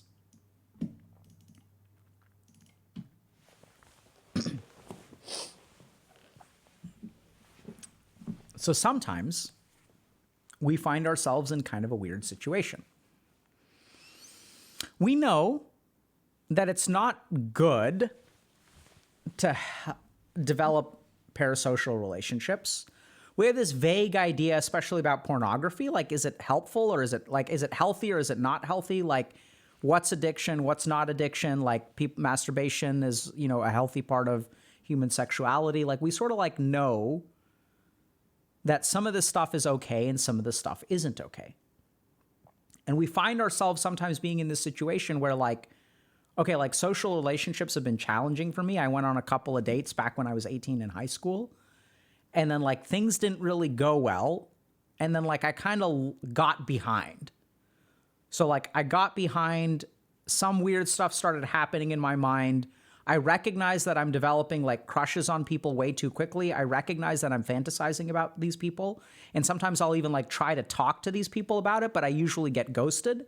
And so then since I'm getting ghosted and clearly I'm not good at this whole relationship and socializing thing, I'm going to just kind of give up on it, right? So I'm going to give up on relationships because clearly I'm not good at it. Clearly it's not working out for me. People don't appreciate, what I say to them. I'm getting burned by trying to connect with people. So GG out. Then what happens is we kind of fall into this parasocial weird pornography kind of stuff. And this is really tricky because we tried, right? Like it's really hard to be in this situation because you sort of know that like this is not healthy, but you tried it the normal way and it didn't work out. And you tried it again and it didn't work out. And you tried it again and it didn't work out. And you gave up for a reason. So you're kind of stuck in this particular situation where like this kind of goes on for a while and you're sort of like okay with it, but you're not really okay with it. And you start to develop and then like technology changes and like over the last 10 years, because of Twitch and parasocial relationships and stuff like that, you can connect with people online in a way that you haven't been able to before. And then as you connect with these people, the fantasies start to grow, the interactions start to grow, you start to get to know this person, right? And then like something weird happens where someone does something and you recognize, like you save a VOD and you know, tug one out. And then like, you're like, this has gone too far. But what do you do about it? Because at this point you've missed the milestones, right? Like you dated people in high school and you're 30 now. And you're like, this is not okay, but like, what do I do about it? Right? Because like, I don't know how to start. I don't know how to stop. It's like so confusing. And there's a ton of shame, right? Like you can't talk to people about this, right? Like you feel ashamed of yourself. You feel pathetic. Like what, like, you know, sometimes you even try to reach out to people. You'll confess your feelings for them. And it's like, you're going to get ghosted and you're kind of like stuck between a rock and a hard place because you don't know, you sort of recognize that something about this is not, first of all, fulfilling. Something about this is starting to feel unhealthy, but you don't know how to reach for health. So what's going on here and what can we do about it? So let's start with almost like an evolutionary perspective. Okay, so this is sort of like a synthesis of my learnings. I don't know that this is like, there's actually an explicit scientific paper about evolutionary impacts in parasocial relationships with streamers on Twitch and pornography addiction. I don't think the research has gotten that far. So when we're entering into this realm, the first thing that y'all have to understand is we don't have scientific studies about this. The best that we can do is read a bunch of scientific studies and then extrapolate based on those to what's going on. Because the rate at which technology is affecting our mind and brain is way faster than the rate at which science can understand what it's doing to us. Caveat. At the same time, I feel pretty good about explaining what's going on here. So here's the tricky thing about a lot of technology, especially with some of these things with parasocial relationships and social media. So why do we feel lonely? Loneliness, why does the brain feel loneliness? Like, why have we evolved to feel loneliness? Why aren't we happy all the time? So for the survival of the species, we develop this feeling of loneliness. So, and that's what causes us to reach out to other people, right? That's what, like, when you feel lonely, like generally speaking, if you have healthy friendships and stuff like that, if you feel lonely, you reach out to a friend, they reach out to you. And loneliness is a signal to connect to another human being. The same way that thirst is a signal to connect to water, hunger is a signal to connect to food, loneliness is a signal to connect with another human being. Now, the problem is that we now have certain things that will satisfy our hunger, satisfy our thirst, satisfy our loneliness without actually connecting to another human being. This is exactly why these platforms are successful. So when you form a parasocial relationship, what happens is your ability to see this person in their natural habitat, see their emotional expressions, even interact with them a little bit in chat, allows certain parts of your brain to be satisfied in terms of loneliness. It checks a couple of like evolutionary boxes. So you feel connected to them, right? You see them, you can even have like some kind of like even dopaminergic or oxytocinal response, where generally speaking, when you have an orgasm and you associate that orgasm with another person, what we tend to think of is we get a release of oxytocin, and oxytocin forms neurochemically an emotional bond between two people.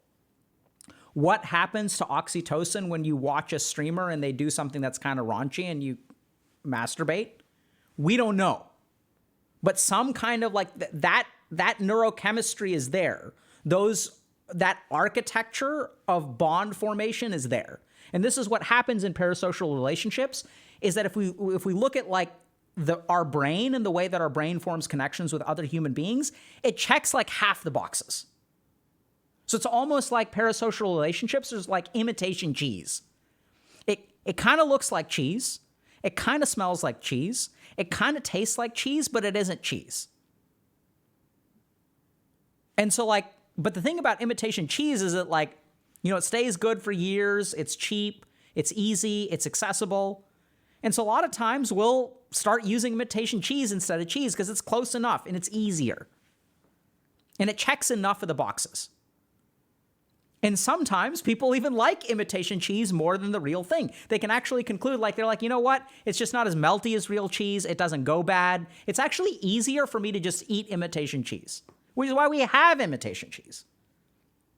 Because at the end of the day, cheese in a can that I can easily spread over nachos, Cheese Whiz, is like good enough, right? It's kind of like all this hydrogenated oil crap and like it tastes kind of fake and like all this kind of stuff, but it's good enough. It scratches the itch. And this is what parasocial relationships do in our brain, is they check enough of the boxes. And this is why this is absolutely devastating, because the part of your brain that wants you to foster a connection with someone else now has a way to feel satisfied without a real connection. And this is where people really get in trouble. Because you can trick your brain into thinking that something is water, even though it's not real water. And so as you drink this crap over and over and over again, which satisfies some of your brain circuitry, which notices like, you know, solute concentration and all this kind of stuff. So our brain, for example, releases this hormone called vasopressin. And what vasopressin does is puts water channels into different parts of, puts water channels in the colon and things like that. Activates parts of our body that cause us to pull water back in. And so that's like how this works. And so we could sort of like trick our brain and our body into feeling connected without actually being connected. It's almost like, imagine if you had false water that made you sort of stop feeling thirsty, but didn't actually hydrate you. This is what parasocial relationships are. They take the feeling of loneliness away without actually hydrating you. They make the thirst go away because we're thirsty. And it's interesting, right? Even as a society, we use the phrase thirsty. What do you call someone who takes a clip of a VOD of something that feels kind of raunchy and like, you know, does his thing? We call them thirsty. So it sort of satisfies our thirst without actually hydrating us. And then we feel all of the effects of dehydration. But now we don't even feel thirsty because we're drinking this imitation water. And now you're in a lot of trouble because the very signals that cause you to reach out to another human being are being satisfied enough to not motivate you to connect to people. And this is the real problem with parasocial relationships and technology in general, is that they give us easier alternatives to the real thing. That's why they're successful. I can feel triumph in a video game, or I can feel triumph in real life. There's a part of my brain that doesn't know the difference. There's a part of my brain that does. Our cerebral cortex, the part that makes us human, the part that allows us to analyze things and really look at things objectively, recognizes that there's a difference between winning in a video game, like saving a life. So I've done this. I've saved a life. And I've made a comeback in a game of Dota. I've literally done both of these things. And on the cortical level, I understand the difference. One is like an actual human being. And one is like, it's just like noobs on the internet. It's all fake. But I can tell you the emotional part of my brain can't tell the difference. The sense of triumph and satisfaction and relief that you get is, honestly, it's like better in the game, because even when I'm thinking about a particular person I was doing chest compressions on, when you save a life in real life, you don't even feel triumph. All you feel is relief. Like, thank God this person is alive. My God, that was terrible. It doesn't even feel like all you feel is thank God it's over and we did it. You're not queuing up immediately after. It's not like you do chest compressions on one person and then like 15 minutes later, you're like, yeah, let's go. Let's do it again. I remember in this case, I was wearing gloves. I started doing chest compressions on the person. So this is tricky. They don't show this on the TV shows. So when you start squeezing really hard on someone's chest, sometimes what they start to do is vomit. And this person started vomiting.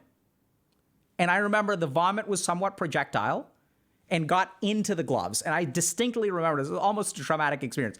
I went into the bathroom afterward, right? Got a change of scrubs and stuff like that, and pulled off the gloves. And there was like vomit on the backs of my hands.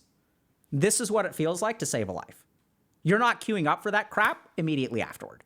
I guarantee you. So the problem with technology and parasocial relationships is that they scratch that itch on the primitive brain level. They make you feel connected. You get the spurt of oxytocin. You get the relief of orgasm. You get those neurochemical effects. You watch this person day after day after day. You see them. You get to know them because they're authentic. Empathically, you see this person's ups and downs, and you're there all the time, watching. And because we have empathic brains, when someone else smiles, you smile. When someone else cries, you cry. And so you feel a connection to them. But the connection is never reciprocated. It can never be reciprocated. So while you feel connected to them, they're not connected to you. And in the absence of actual sensory feedback, what does your mind do? Your imagination takes over. And as your imagination takes over, the fantasies come in. And this is also evolutionary. Think about this for a second. When I first meet someone and I fall in love and I start to fantasize about this person, what does it cause me to do? What behavior does it cause me to do? When two people are young and in love, they're fantasizing about each other all the time. And those fantasies literally bring you closer together because I can't stop thinking about this person. If I can't stop thinking about the person, I call them. And then we hang out again. And then the fantasies increase and increase and increase. And it's kind of interesting, right? So the fantasies in a relationship happen at the beginning of the relationship. They don't happen 15 years in. You don't fantasize about your partner 15 years in. I mean, you do you fantasize for whatever. But most of the fantasies happen early. And then as you get data, as you get interactions, as you get experiences, the imaginations and the fantasies start to decline. You can think about this even in terms of a video game or a movie. Like, before you actually see it, you can fantasize about it. You can imagine all the possibilities. Oh my God, it's going to be so great. This new movie is going to be so awesome. Dune Part 2. FF7 remake. Oh yeah, it's going to be awesome. It's going to be awesome. It's going to be awesome. You can imagine, you can fantasize all kinds of things. And the second that you actually have experience, the fantasies start to decrease. And what is the purpose of the fantasy? The fantasy is to drive you towards that person. So this is how we get into this place, which is, first of all, that millions or billions or trillions, I don't even know when life began, but trillions of years of evolution cause things to mate. This starts with things like F plasmids and bacteria, right? So this is when there's a F minus bacteria and there's an F plus bacteria. The F plus bacteria transmits its DNA, the F plasmid, to the new bacteria. Now we're both F plus bacteria. Very, very old stuff from the beginning of life. The desire to connect. Even bacteria will move towards each other. They'll send chemical signals and they'll connect and they'll transfer DNA. So this is like, I don't even know how old that is. This is like where loneliness comes from. If a bacteria has any perception of consciousness, there's some primitive level of loneliness which we can observe. This bacteria will move to each other and they'll exchange DNA. So this primitive thing is designed to connect you to another human being. That's why it exists. Now the problem is that we've got imitation cheese. Instead of actually connecting with a human being, it's so much easier, right? Because if you interact with someone, what happens? You get rejected. Or there's a possibility of rejection. There's depression, there's anxiety, but you can connect to someone on the internet danger-free. Our brain is made to be risk averse. That's why we're alive today. Because I'm sure at some point there was some gene that caused human beings or monkeys or bacteria or fish to take really, really high risks. There's like a fish that's like, yeah, let's go jump out of the water. Let's see what happens. Let's go. That fish didn't stay alive to procreate. We became risk averse. So when you put all these together, there's the loneliness, which is drawing you towards someone. There's the risk aversiveness part of your brain that's sort of like, okay, if we can scratch that itch, if we can get a bottle of water from the sink, we don't want to walk through crocodile-infested waters, or we don't want to drink water from a lake that's filled with crocodiles if I can get it safely at the sink. And it scratches enough itches in our brain to where like we sort of don't know the difference.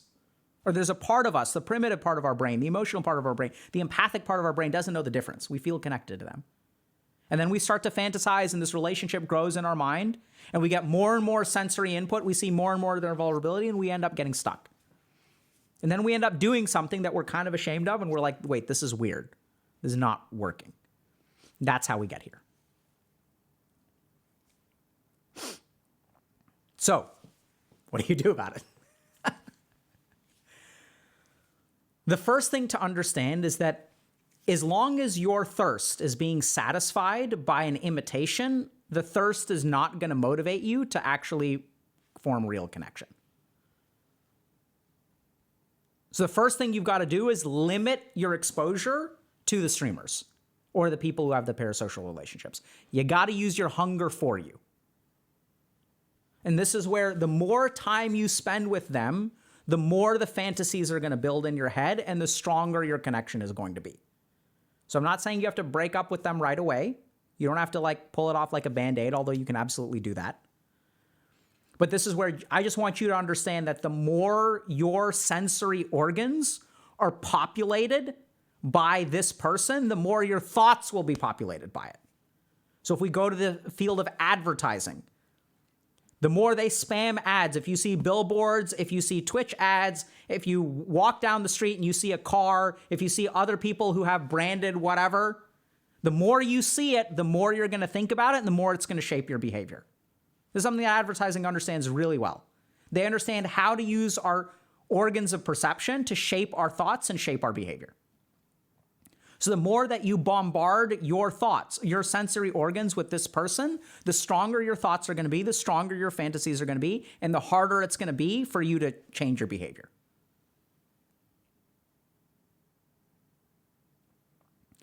So honestly, it starts with perception. I'd say like the first thing you should do is just cut back on the volume of time you watch this person.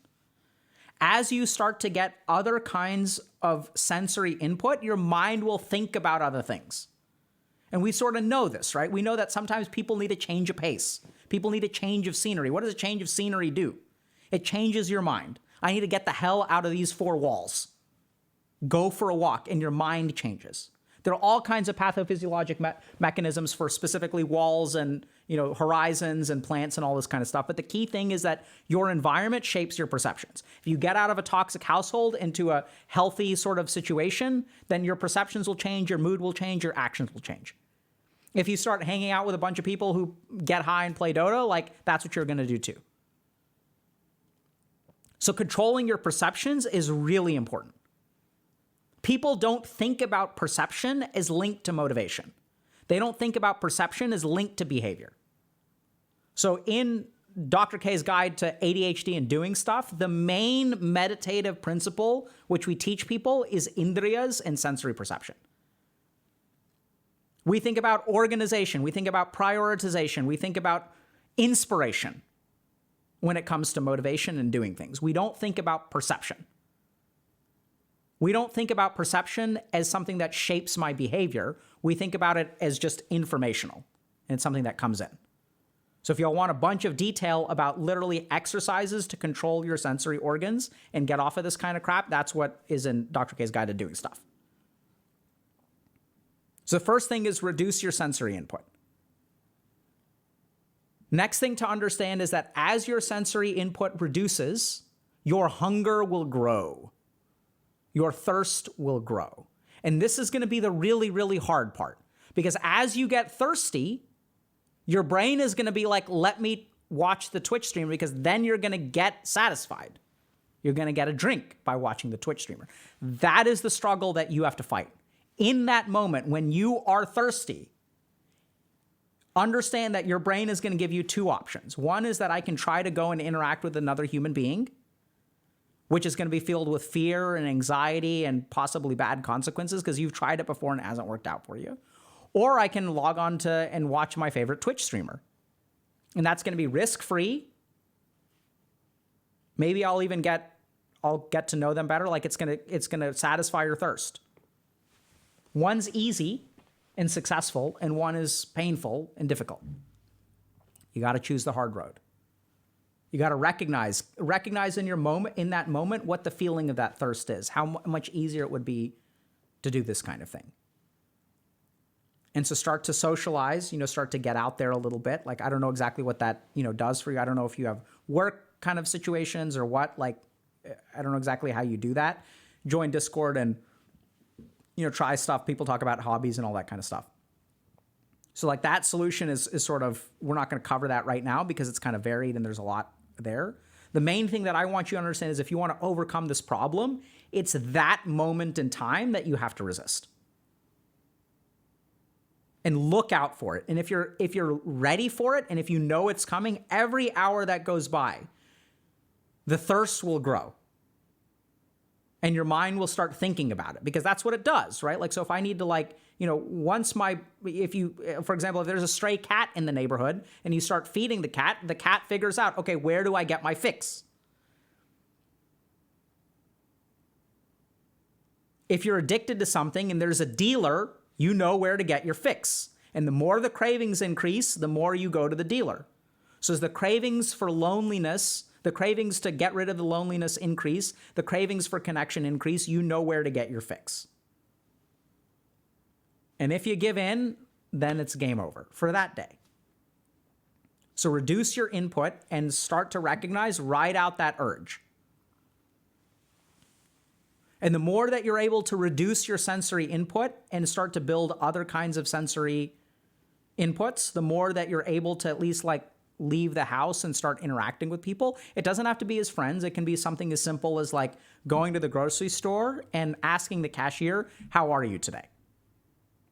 And that's it. I'm well. How are you? I'm doing pretty good. Have a nice day. It can start something as simple as that. Other really simple things that you can start with, I know it's very paralyzing, but I love it, is the nod. So this is, I'm not quite sure. So, growing up as a cisgendered man, I have a different experience from many people, but as a dude to a dude, the nod works really well. I don't do it to women usually because I think that could be perceived as creepy. But if there's a dude, I'll make eye contact with a dude, I'll just nod to him and keep walking. Bro nod. So the thing about the bro nod is it's very low commitment. You'll feel a lot of anxiety. And then you just do it and you kind of move on. I don't know. So I guess I just have to ask, women in chat, if a dude bro nods at you, are you okay with that or is that creepy?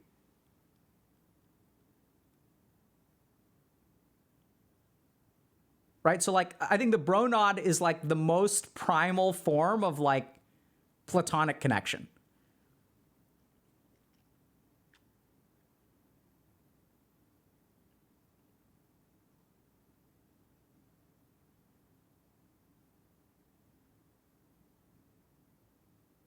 So some things, what I will do with all people is smile. If I make eye contact with people, I'll smile at them. Right? And then that's where also if I'm bro nodding, I'll be a little bit careful about making it clear to them that no further interaction is needed.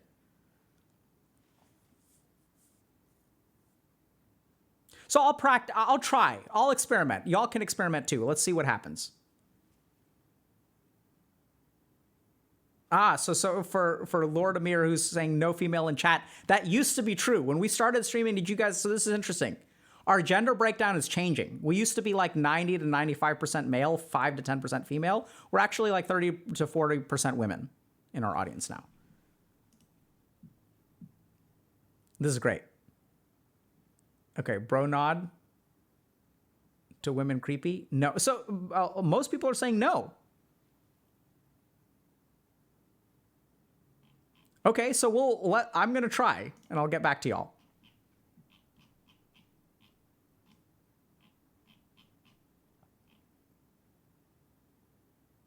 So I find that smiling is totally fine.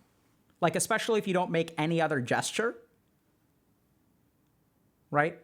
Like, if you don't walk over there, if you don't like, like none of that business, then you're fine.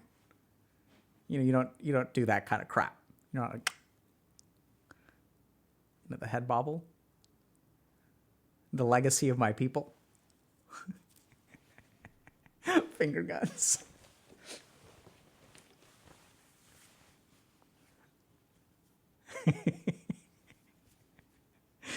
You guys think that that's creepy for women? Like, do it to a dude. That'll be great.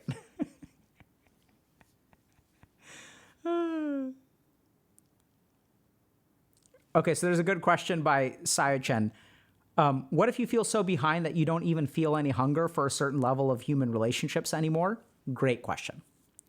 So, I don't know if y'all have done this, but if you've ever been hungry or thirsty or really need to pee, what happens to that sensation over time if it doesn't get satisfied?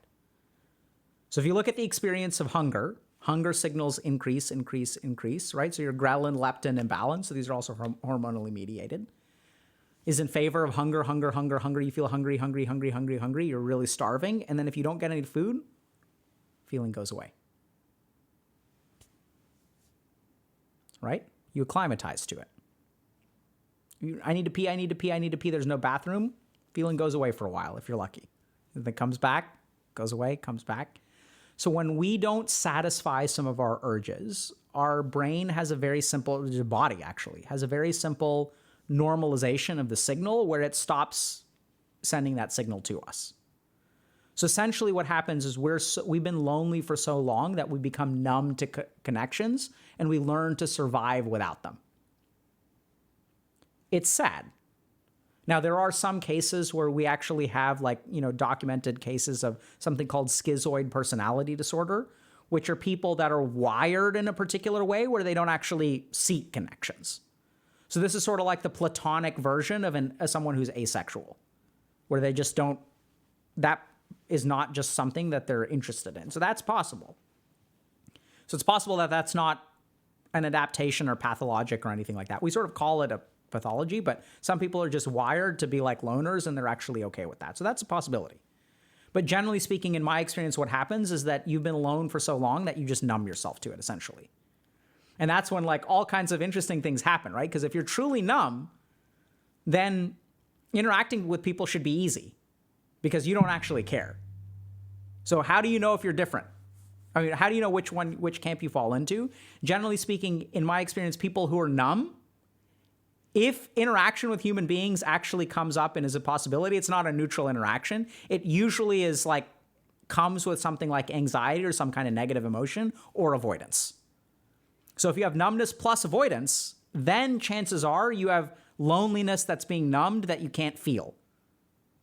Whereas if you're truly more on the schizoid spectrum, then interacting with other people is completely neutral. You don't really mind. You can go to a party every single day and it's whatever. You're not you don't respond to interactions with something like anxiety. Great question, though.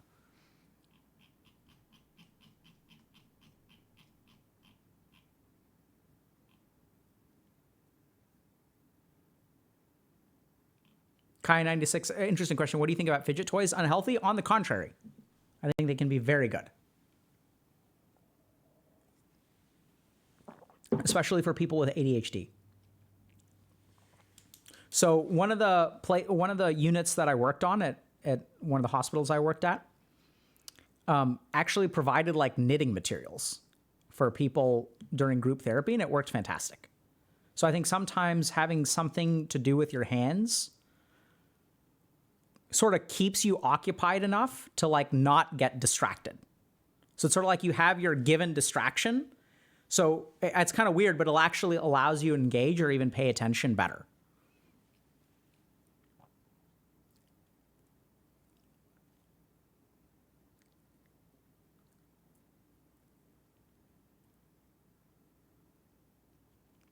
Okay.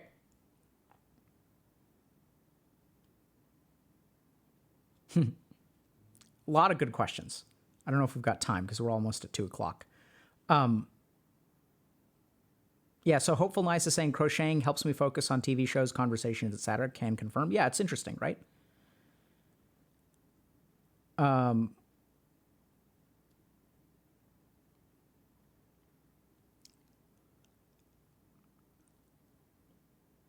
Okay, we've got one more. And we've got meditation. So we'll do that with this. Okay? Thank you very much, Typeo, for the donation. We appreciate it. And thank you all for those of y'all that are subbing and things like that. We really appreciate it. Okay, let's do our last post for the day. I feel unlovable and it sucks. Just venting a little. Since right now I'm completely lonely with 0 friends, as I have been for years, and my only friend right now doesn't talk to me for a while. I feel unlovable. I'm tired of always texting people, making sure they haven't forgotten about me, because I'm anxious that they're losing interest / are going to leave. I'm tired of working on myself and my anxiety and getting 0 friends out of it. I'm tired of being so motivated and working so damn hard on myself and getting nothing out of it. In general, yes, I feel unlovable. And it's absolutely no surprise I'm not confident in myself considering what I've been through. It's no surprise to me that it's hard for me to make friends, that I always feel like nobody likes me or cares about me. And even years pass, and even though from a young age I was determined to change my situation. It feels like I've been stuck for so long, despite my self-awareness and despite seeking help and therapy, and it just sucks so much. I don't know. I never felt like I don't know. I never felt like I was like other people or like me. My personality and ideas belonged in this world. I felt so different. I still do. I feel like I'm suppressing parts of myself because they don't help me make friends. Being honest and communicating about my feelings doesn't help me. Being open doesn't help me. Loosening up doesn't help me. Even talking to people and being friendly doesn't do anything. It's only making everything worse. If even being friendly doesn't help me make friends, then what does? I can be smiling and have fun with people in certain moments, and they still would prefer someone else over me. I don't know what helps anymore. I'm still friendless. I'm trying to work on my anxiety right now and my social skills, hoping it'll make a difference in my life someday. I'm still hopeful and determined as I've always been, but I just needed to get this off my chest. It's interesting, 100% upvote rate. So this is tough. Let's be honest. So sometimes we're lonely. We don't have any friends. And we do what we're supposed to. We're good little boys and girls. We're told to work on your social skills. Be friendly. Give it a chance. Put yourself out there. And we do those things. But it doesn't work. And then you start to feel tired. And then you start to feel a little bit resentful because like you're doing everything you're supposed to, right? You're working on yourself. You're going to therapy. Everyone's like, go see a therapist. You're like, okay, cool. I'll do that. Everyone's like, put yourself out there and you do that. You text people back. I mean, you don't text people back. You text people, hoping they'll text back. You remind them that you exist. Hey, by the way, remember me? We hung out those 3 times and it seemed like we had a really good time, but you're like, I haven't heard from you. And you kind of text them and they don't really text you, or they text you back, but they don't text you first. And so you start to become like marginal, like they're like out living their lives and you're trying to form some kind of connection and they don't seem to care. And so what are you supposed to do? You're supposed to be friendly, right? Like, oh, like relationships are a 2-way street. Like, let me text them. And you work on yourself because that's what everyone says, right? You can't control other people. You can control yourself. So work on yourself. So you're like, okay, I'm doing that. And then as this goes on for a while, it gets really tough because like you don't have an infinite energy. You do what you're supposed to do. And if you still don't have friends, like what do you do after that? Well, you dig deeper, right? You're like, okay, like that's not working. Like, let me try again, right? Effort and hard work lead to success. Let me try again. Let me text this person for the 7th time. Let me put myself out there for the 8th time. Let me struggle with anxiety and sort of like try to be friendly with people, but they still don't text me back for the 9th time, 10th time. And then you start to get really exhausted. And then what are you supposed to do? Because everything to fix this problem doesn't seem to be working and takes energy. It takes so much energy. And so you're exhausted. And then do you dig deeper and try again? Do you give up? How do you know when you're supposed to give up? And when you're supposed to keep trying and keep getting more exhausted? How are you supposed to know? When is this going to work? How long do you have to do this? Does anyone ever tell you, yeah, you just need to work on your social skills for 6.5 months? It's not like a video game where you can see each little pip of progress. Oh yeah, you got a star. 5 stars makes a diamond. 5 diamonds increases your rank up. Each rank up moves you towards your second class. If you move up 3 classes, you get a medal. We know how to measure progress in video games. We don't know how to measure progress with this crap. How do you even know if this is just you should be doing it more or you're doing it wrong? Are you even investing your energy in the right way? So what you end up feeling is tired, first of all, uncertain, second of all, because if someone told you, they're yeah, just do this for 3 more months and you'll be fine. You'll have a friend. What's the ratio of energy investment in putting yourself out there and struggling through anxiety? How many days do I need to be anxious before I make a friend? There's no you don't even know what to expect. And so what do you do about this? If you're someone who tries really hard to make friends, does what people tell you to do, and it's not working. And then you feel frustrated, so it's okay to vent, right? But then venting only gets you so far. It doesn't actually fix the problem, right? So what do you do about it? So I'm going to close off today with sort of a different perspective. So we could talk about, for example, how a lack of confidence, impacts your social relationships. We could talk about, how, for example, if you feel like a relationship if you are contributing more than your fair share to a relationship and you're kind of keeping it on life support, essentially, how those perceptions actually can negatively impact the relationship. We can talk about all that stuff. We even looked at research earlier today about how the thing that correlates with the most relationship satisfaction is your personal view of the relationship. And so if you feel like your friendship is on life support, that's going to negatively impact the relationship. So we could talk about all that scientific stuff. But what I'd like to do is actually share with y'all how to rip it out root and stem. If you want to just completely rip this problem out by root and stem, just solve it. Not saying it's easy, but this is honestly how it works.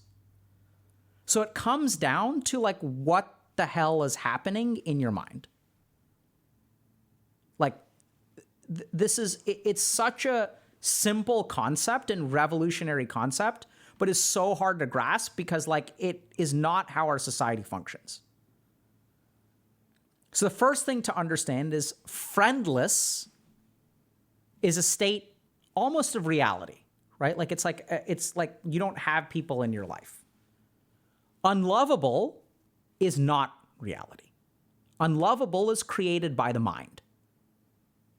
So what happens is we look at the world, which is a particular way, and we make certain inferences with our mind. But all of the thoughts that you have, the feeling of being tired, anxiety, feeling unlovable, your frustration, these things are not real. Are they justified? Sure, but they're not real things. They're just fluctuations of the mind. So Patanjali, who's sort of the seminal teacher of yoga, says that yoga is the cessation of the fluctuations of mind. The mind has fluctuations. Feeling unlovable is not a thing. It's not a reality. It's a feeling, right? So it may feel real to you, but and that's the really tricky thing, is that we assume that reality is what our mind perceives it to be. But almost by definition, what our mind perceives is not reality. That's just a perception. If I think that I have $2 million, does it mean that I have $2 million? Obviously not. So the funny thing is that we use our mind to make interpretations about reality.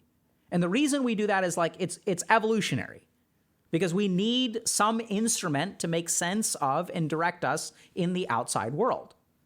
The problem is at some point we forget that it's just in our mind. Like we start to believe that reality is what we think it is. Right? So like if, for example, I feel stood up by someone who was going to be on a date. So like I go to the restaurant, today's Friday, I show up at 7 o'clock and they don't show up. And I get pissed off because I feel stood up. I'm stood up. This person stood me up. Right? So I get angry with them. I'm like, man, everyone's mean, crap like that. But like what I didn't realize is that I got the date wrong. Maybe it was supposed to be next Friday. Right? But like, that's not something that I acknowledge. And if someone points it out to me, maybe I'll even argue against it, because that happens.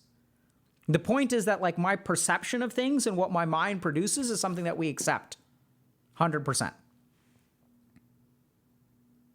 So the cessation of fluctuations of the mind is what leads to peace of the mind. What does a fluctuation mean? It means feeling unlovable. All emotions are fluctuations of the mind. Even thoughts are fluctuations of the mind. Because you have a thought one moment, you don't have a thought the next moment. So if you want to be free from all of this stuff, even the tiredness, it's not like a physical thing. It feels physical. You're spiritually exhausted in looking for friends. You try so hard and it doesn't work, so you're like, you're tired of trying. But every day when you wake up, you have energy, right? So you're like, your glycogen stores are full. Your oxygen saturation is 99%.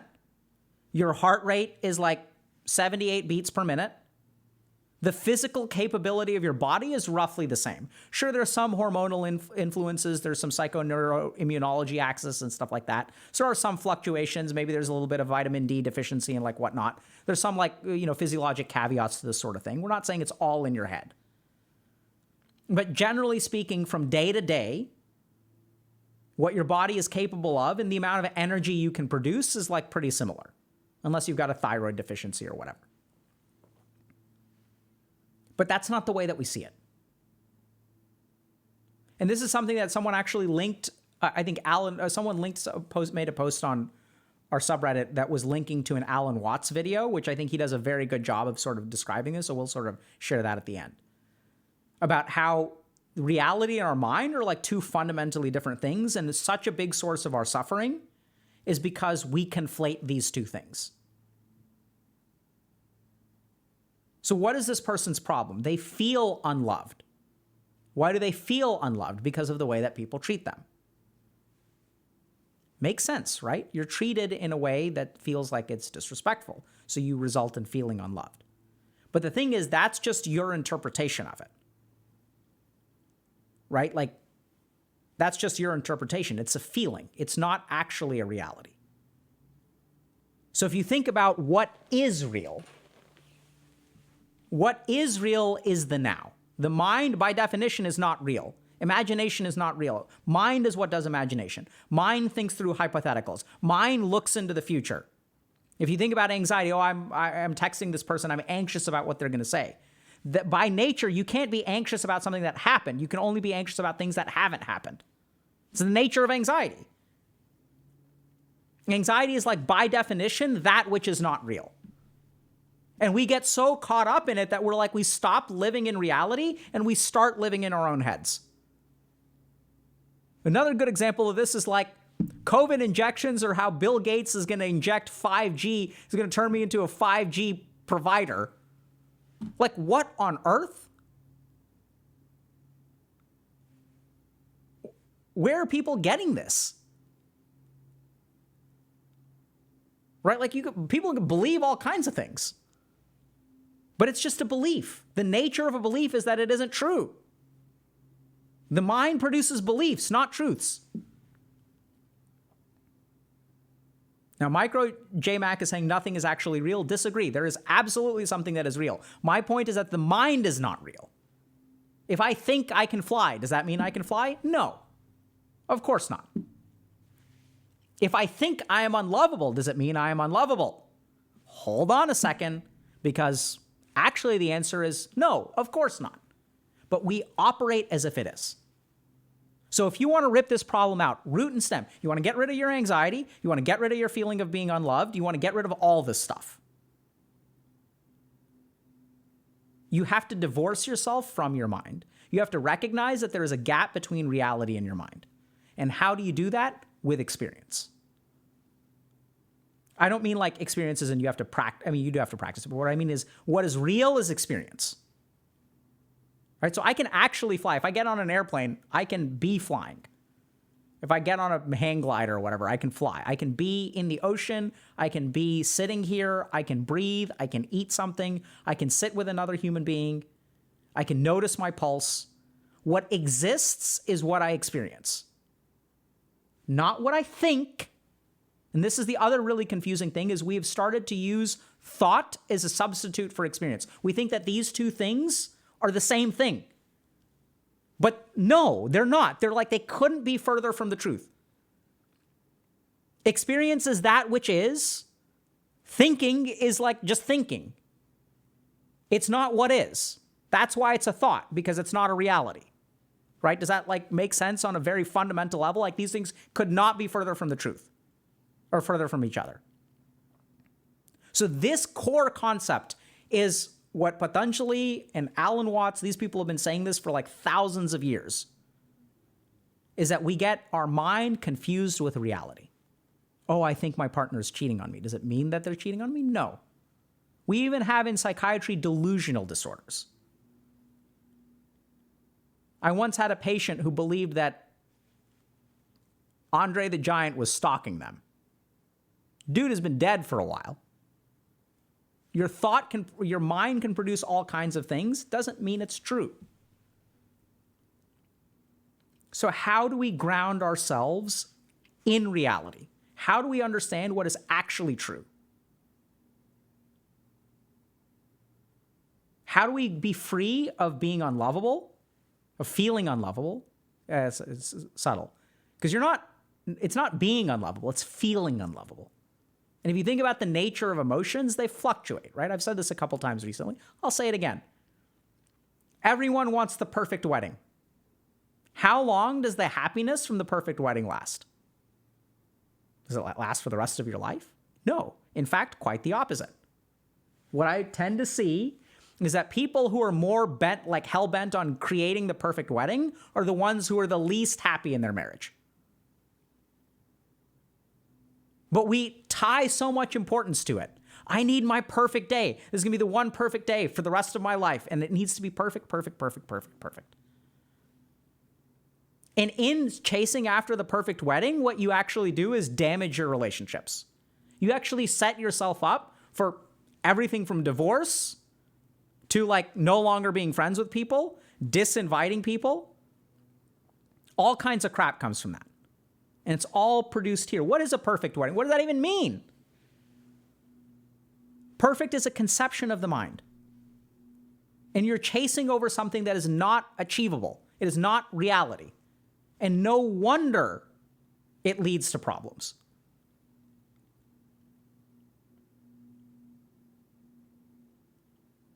When our mind chases after things that are not grounded in reality, suffering is the result. This is why Patanjali said, Yoga Chitta Vrutta Nirodha. Stop the fluctuations of mind and you will be at peace. So how do you stop the fluctuations of mind? You ground yourself in experience. So this is going to be our meditation for today. This is a meditation for if you feel unlovable, how to rip this out root and stem. So sit up straight. You can close your eyes. I'm going to keep mine open. The next time you feel unlovable, close your eyes and notice the thoughts and the feelings and all of the fruits and flowers and leaves of being unlovable. You'll have this thought, you'll have that thought, no one likes me, this person didn't text me back. You're going to have all this crap floating around. And then what I want you to do is see which of that is real. What is the actual experience of feeling unlovable? Is it being unlovable? And look within yourself. So the first thing is that if it's a thought, it's not a real thing. We've already established that. It doesn't mean that thoughts don't have importance or don't have impact or don't have value. There's a reason we have thoughts, but they aren't real. Right? The letter A is not a real thing. It's a symbol that has heuristic value. There's no reason that we drive on the right side of the road as opposed to the left side of the road, or vice versa, depending on what country you're in. There's value to conventions because human beings can interact with each other. So something doesn't have to be grounded in reality necessarily to be useful. There's nothing special about the right side of the road. It's just the only reason that helps is if everyone does it, right? Because then people going in opposite directions don't bump into each other. So if it's a thought, it's not reality. So find out look within yourself, close your eyes and tunnel down as deep as you can into what is this feeling of unlovability. There may be thoughts. They're just thoughts. They can come and go. I can think about pink unicorns. I can think about Harry Potter book number 9 if I want to. I can imagine all kinds of stuff. It's not real. Chances are it'll be a feeling, like a physical sensation. So even then, what is a feeling? Is it an emotion? What is an emotion? It's going to be something, there's going to be some kind of physical correlate, chances are. You'll feel a tightness in your throat. You'll feel a tightness in your chest. You'll feel maybe a queasiness in your stomach. Is that being unlovable? Of course not. Just notice that. All that is actually real is I have a tightness in my throat. That's all that's real. I'm sitting here. I'm breathing. I'm in this room. There's a slight sound outside. This is what's real. This is what is. You can touch it. You can feel it. It is real. It's not an imagination. This is what is. What is I have a tightness in my throat. Is a tightness in my throat unlovability? Of course not. And if you do this practice, if you go to the source of your unlovability, what you'll find is it's a mirage. It's just like an oasis in the desert. The closer that you get to it, the more that it disappears, the more that it disappears, the more that it disappears. It's fruits and flowers and leaves that barely have a trunk and have no roots. It's like the value of cryptocurrency. Looks amazing. Nothing there under the surface. Triggered?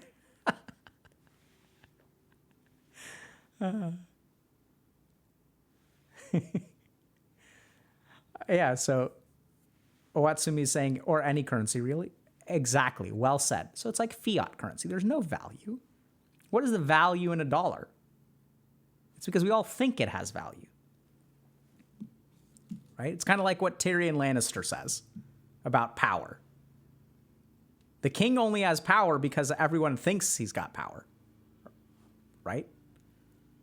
And so many of our societal constructions are based off of things that are not real.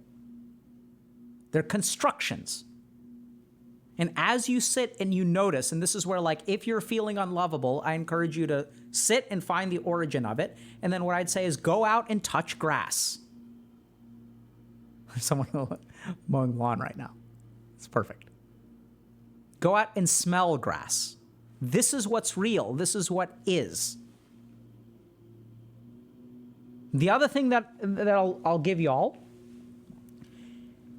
is as you start to notice what is,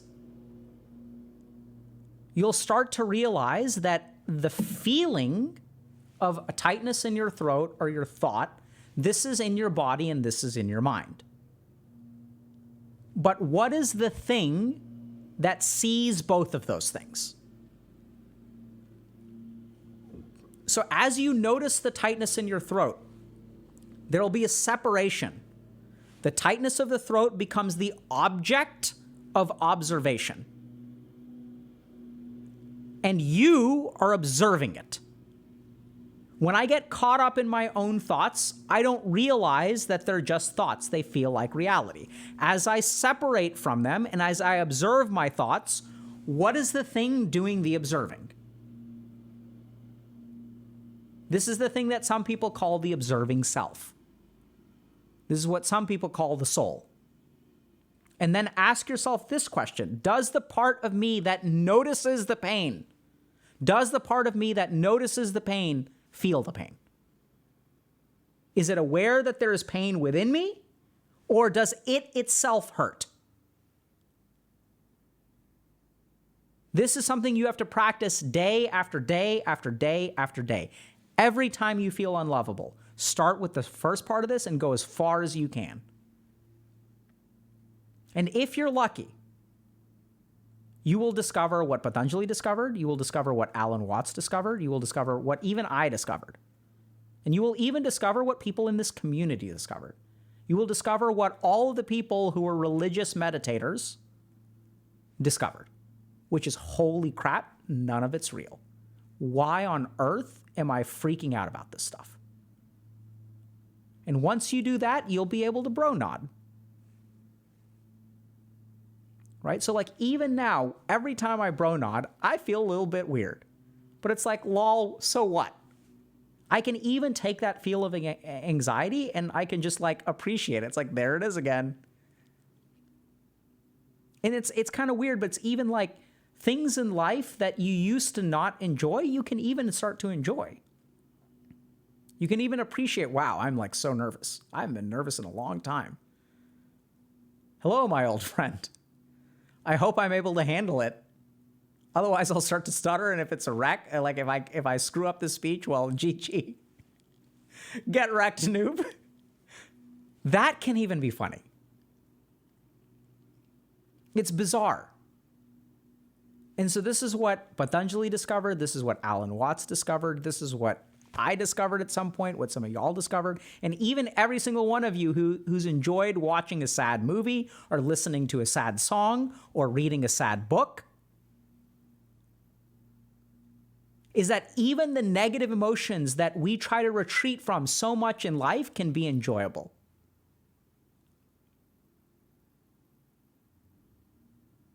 Which movies win awards? They're the ones that make us feel sad and make us feel good. Everything in life is to be enjoyed. Whether you enjoy it or not depends on your perspective. If you are caught up in the mind, it will lead to suffering. If you are separate from the mind and you are grounded in the self, even it can be joy.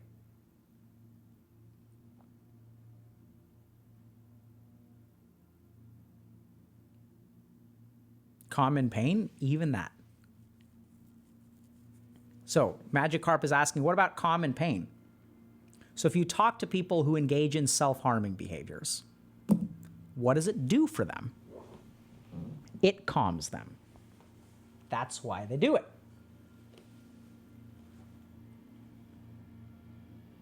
Someone else is saying, Blipster saying, so basically absurdism. I don't really know what absurdism is, but we're not talking about philosophy. Philosophy is a product of the mind, and philosophy is a construction. What we're talking about is experience.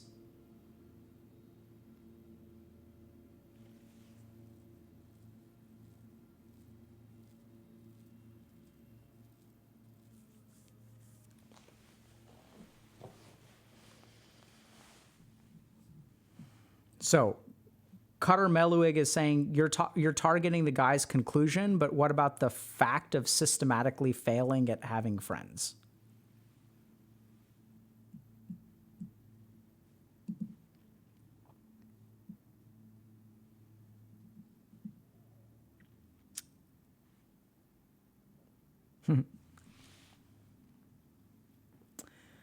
Good question.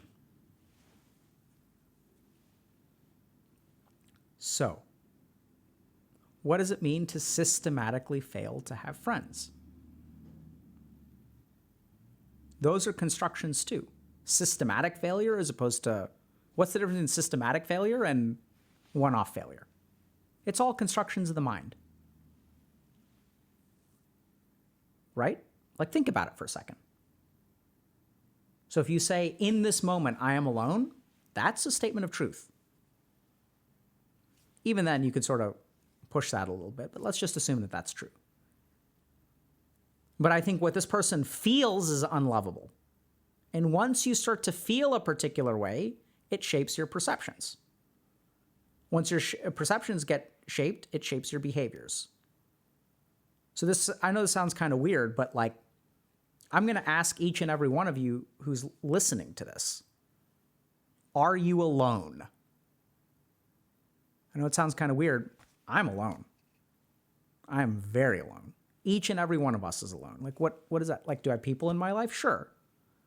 But it's kind of hard to describe. But when you meditate, you begin to realize that loneliness and connection are like, they're both one thing. It's kind of weird. But in this world, do you truly have anyone else? Or what you really have is you. Like, that's all you've got, right? There are other people out there. But in terms of the foundation of your existence, it is your experience. That's how you know you exist. There's no one else involved in that.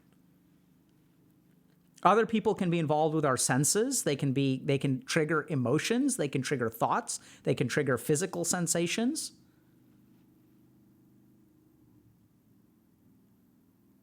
But the observing self is entirely alone.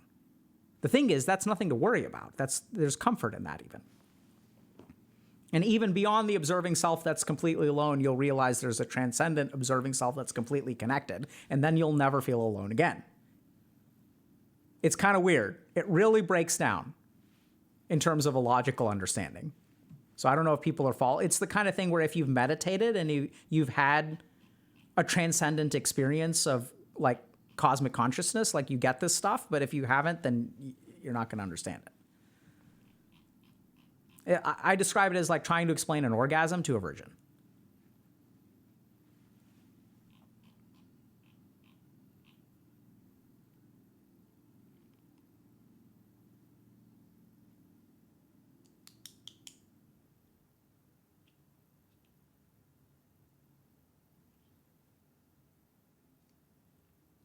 Okay, so speaking of like weird philosophy stuff, so there's the last thing I want to share with y'all today before we wrap up is, so we made an interesting post. I made a post about what do you think happens after death? So this is my post where I basically asked people like, what do y'all think happens after death? So one thing that I really like about this community is I know that there's a lot of help and support and things like that. But frankly, sometimes I think that the healthy gamer community can become itself a little bit of an echo chamber. So I think that like we're a place where people can come to learn about themselves and get help and support. And since we are such a welcoming community, I think there are refugees from other communities where they're like hard echo chambers, whereas like people in our community tend to be a little bit more constructive and a little bit more critical and a little bit more, like focused on learning and growing. And so sometimes what happens is we get a flood of refugees, and I think sometimes that flood of refugees can almost be like sort of bearing us down in terms of the negativity. And you'll see lots of different posts asking for help, asking for help, asking for help, asking for help. And then you can also create this kind of idea of like, like, oh my God, like this is becoming like all the other, mental health communities on the internet. So one of the things that I think has been lost actually is how awesome this community is in terms of their own critical thinking and exploration of issues. So I made this post about just asking people what happens after death, because this is something that, I may know something about, but it's not like what I know is any greater than what other people know. It may be, who knows? Sometimes I believe that, but sometimes it's just my experience. So I just wanted to share with y'all some of the responses. So this was really cool, right? So I've been clinically dead. Dying for me was like when you pull the plug out of the wall while an old TV was on. In what was probably a split second, consciousness narrowed to a small focus and then blackness. The narrowing, while realistically a split second, was what I can only describe as a data dump with seemingly every moment I had experienced in my life rushing me by. Much of it too fast to perceive, but then also moments I'd seem to grab onto and focus on. Time was compressed and elongated, and then there was nothing at all. The nothingness felt different.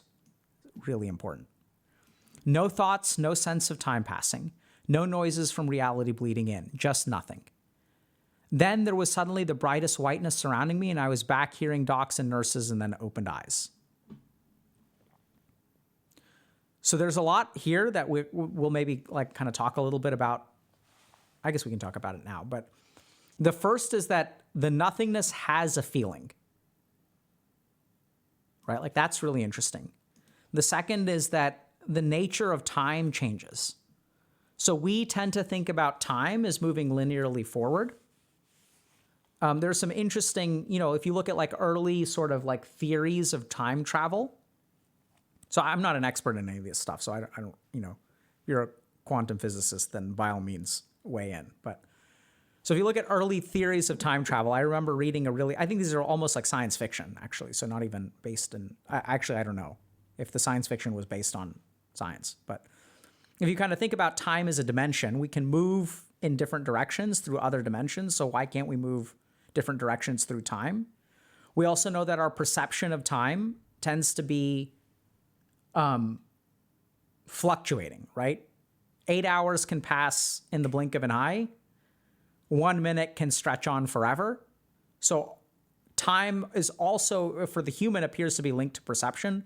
That's different in terms of if you look at like geology and stuff, right? So like evolution and stuff, there's like, we have sort of a record of time, which seems to be like pretty fixed. But then human beings will have experiences of a bunch of time sandwiched into a small unit. So it's kind of weird, right? Like when we experience this, like what is that? Is that like a malfunction of the brain? There's a part of our brain that senses time.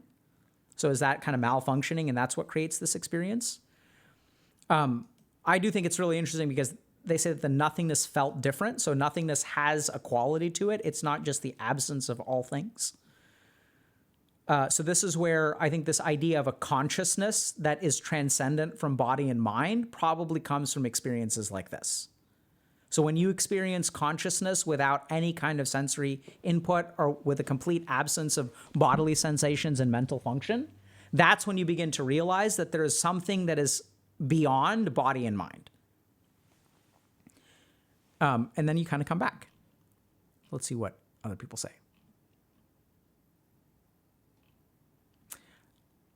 The best way to imagine what I believe in is that you try to remember how was it before you were born. Same happens after death. But from your own perspective, you are immortal because you only know what's like being something. I've concluded this myself, and I'm not sure how strongly I believe in it. Alternatives are vast and numerous. I can't really point to one. I don't believe in Western religions. I think those are misinterpreted alien encounters and technology. I can't completely side with Buddhism because I don't think that there is good or evil karma. It's just causality. So, by the way, this is exactly what Buddhism says. Buddhism says it's just causality. There's no such thing as good and evil. I don't think you are reincarnated infinitely many times until you break the cycle. I think we should search scientifically nature of consciousness and how does it work, and that's great. I like the idea of a soul, ability to inhabit a body or system. What role does consciousness play in my acting in the world? So even Erwin Schrödinger said that the number of minds in the universe is one, a singularity. Ego is a projection. There is only one ultimate consciousness field. This is why there is non-local mind abilities, at least I believe in it, like remote viewing, future telling, etc. Interesting, right? When you try to trace where your mind ends and where environment begins in physics, we have a lot of problems. Quantum function interplays with everything that's in the universe. It's really one big unity, a whole. Universe has its own singular quantum function. Some might call this God or everything there is. I don't really understand what this means, chat. It's beyond my knowledge. One thing that I do kind of want to point out is, so this is a little bit about consciousness. So there's this idea that matter and energy cannot be created or destroyed. You can convert one from the other, but there's like fundamentally the amount of stuff in the universe is fixed. I think that that's scientifically valid, right? Matter can't be created, energy can't be created or destroyed. You can convert from one from the other, but the total amount of stuff is the same. So if you look at old texts from essentially like kind of creation myth sort of stuff, this is where a lot of the quantum mysticism stuff kind of comes in, where people will, I think, what sounds like overinterpret a little bit, but you'll sort of, there are three equations that are in ancient Eastern texts. One is that in a small amount of matter, there's an exponential amount of energy. And the second is that in a small amount of energy, there's an exponential amount of consciousness. So the third thing that they sort of talk about, I don't know if this sort of makes sense, but if you think about matter, here's how I understand it. I'm not saying it's correct. If you think about matter, matter is stuff, right? And energy is not stuff. It's like it's energy within stuff. So if you think about, there's the particles, like water molecules, and a wave is a propagation of energy through matter. If you think about sound, sound is like, think like molecules bumping into each other until they reach your ear, and that's interpreted by your brain. Okay? So you can sort of argue that matter is one kind of stuff and energy is another kind of stuff. Now, there's also like, this is beyond my knowledge, but there's also things like particle wave duality, which sort of imply that like, actually it's not two kinds of stuff. There's just one kind of stuff. If you understand this crap, hopefully you can post about it and explain it, because that would be awesome. But my understanding is that on the one hand, it's two kinds of stuff. And on the other hand, it's actually all the same stuff. Which, by the way, is consistent with what ancient yogis were saying, is at the end of the day, it's all the same stuff. So the third thing is that if matter is one kind of stuff and energy is another kind of stuff, the fundamental quality of experience, so like the quality of experience and consciousness, is a third kind of stuff. It's not a matter. It's not matter, right? Because it's not like objects. And it's not even energy, which is propagated through something. The experience of tasting something or the experience of life, the yogis kind of posited, is a third kind of stuff. Like, does that make sense? Qualitatively, like one is a material object. Qualitatively, a second is an energy. And qualitatively, a third is an experience. So the stuff of experience is different from the stuff of matter. And the interesting thing is, if you go into like theories of Maya and Advaita Vedanta and stuff like that, they even say that it's all the same thing. And that the most basic unit of existence is Brahman, which is cosmic consciousness. And that as Brahman vibrates, it creates manifestation. Like literally, I'm not like making this crap up. This is where I think a lot of the quantum mystics get really excited, right? Because they're like, oh, vibration and consciousness, vibration is energy. And so when consciousness vibrates at a particular frequency, it creates a particular manifestation. Like, I don't know, it's just weird, but this is just what's posited. There's three clumps of junk. And at the end of the day, they're all the same. Now, what amount of this? Some people will make claims that this is what quantum mechanics says. Some people will say they've been saying this for thousands of years. I think on a surface level, this makes sense to me. So if you look at it at face value and you're ignorant of both of the concepts, I'll see if I can dig this up for y'all. I once did a lecture about meditation where I took quotes from physics textbooks and I took quotes from ancient like yogic textbooks. And I just asked the audience, like, where does this quote come from? Is this quote from a physics textbook? Or is this quote from an ancient yogic text? And it's really interesting because depending on, how you pick your quotes, like the audience can't tell the difference. Because they're saying things like, oh, like matter can be converted to energy. So that's like in a yogic text.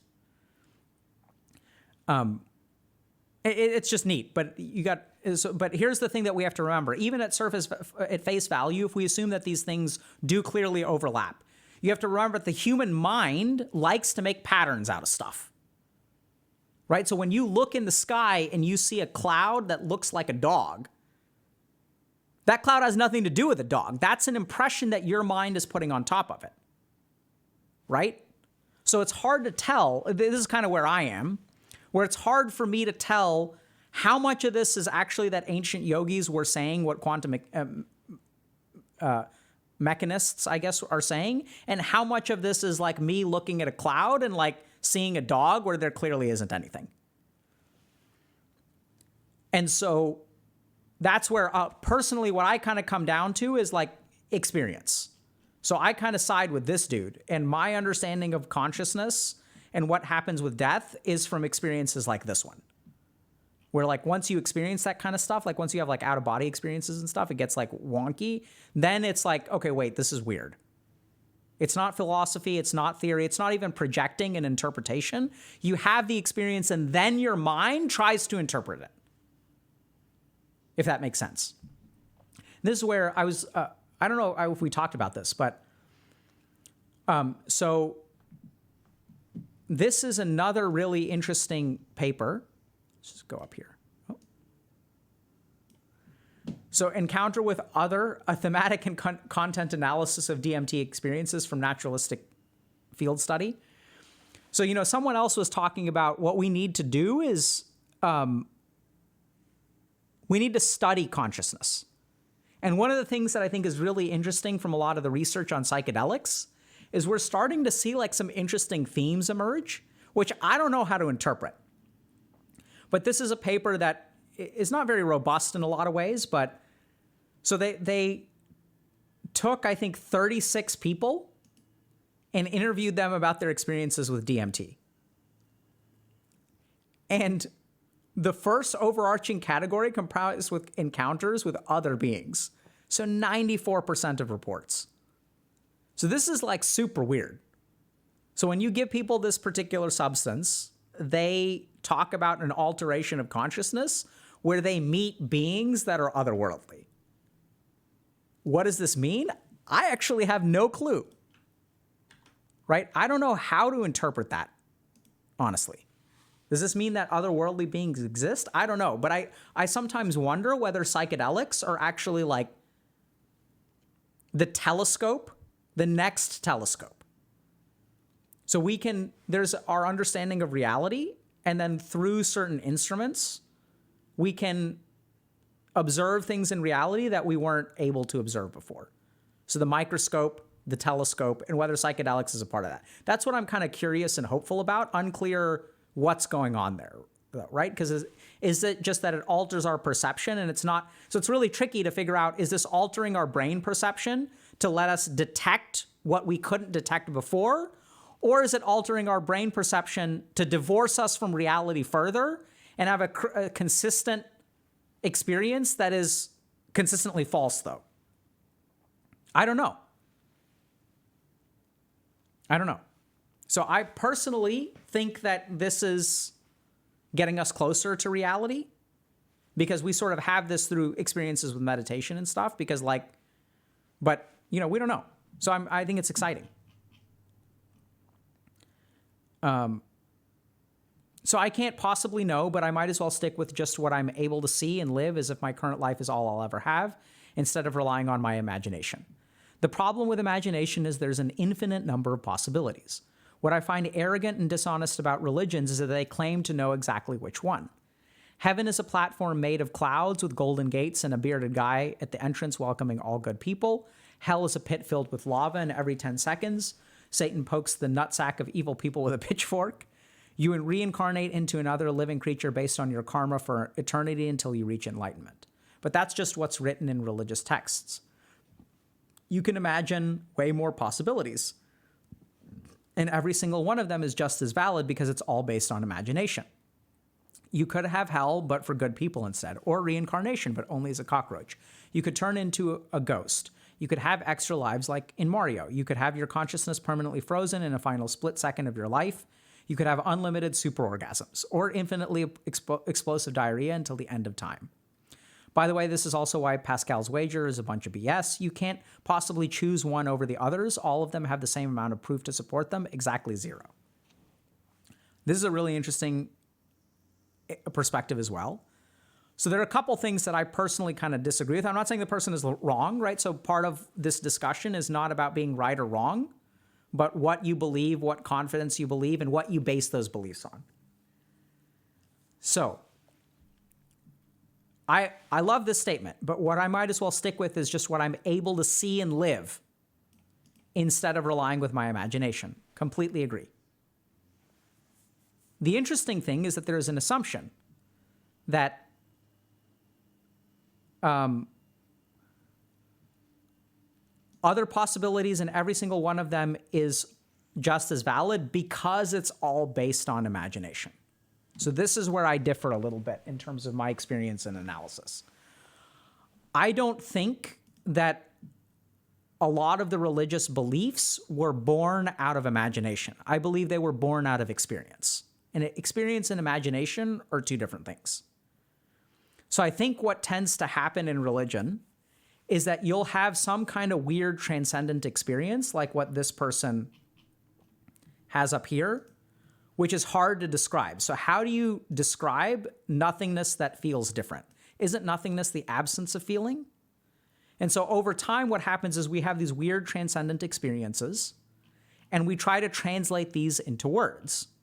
These words get written down. Where was this? Oh, yeah. Hold on. Oh, did we miss that? Okay, yeah. These words get written down in religious texts. Religious texts get interpreted, sometimes changed, altered, whatever. And then we start to develop like religions. But the interesting thing is that like, if you look at a religion, there tends to be like one formative figure that seems special in some way, right? So you'll have someone like Buddha who supposedly attained enlightenment. But half of the stuff, or not half, most of the stuff that Buddhism teaches, if you look at like Buddha's doctrine, did not come from Buddha. It came from all kinds of other people afterward.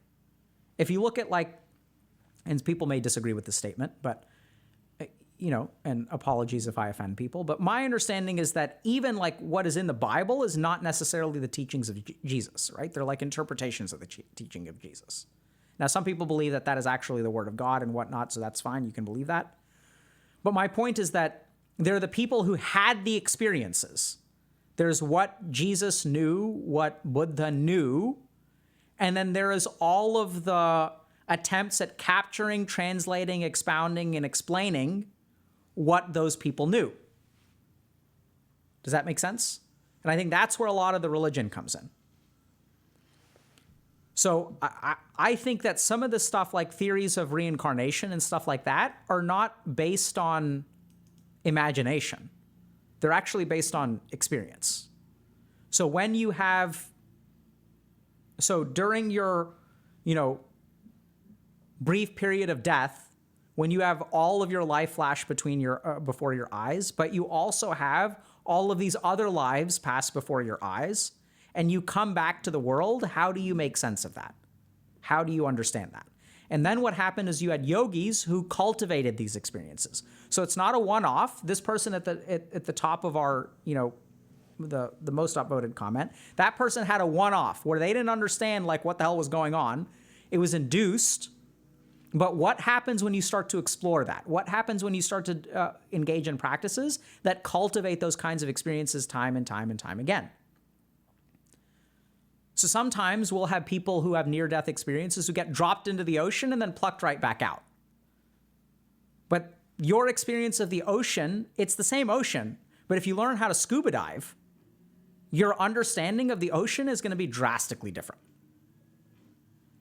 So my sense is that the people who tend to start religions tend to have, my guess, actually, is that a lot of this has to do with like their personal experiences, which were quite profound. But this is a completely valid view as well.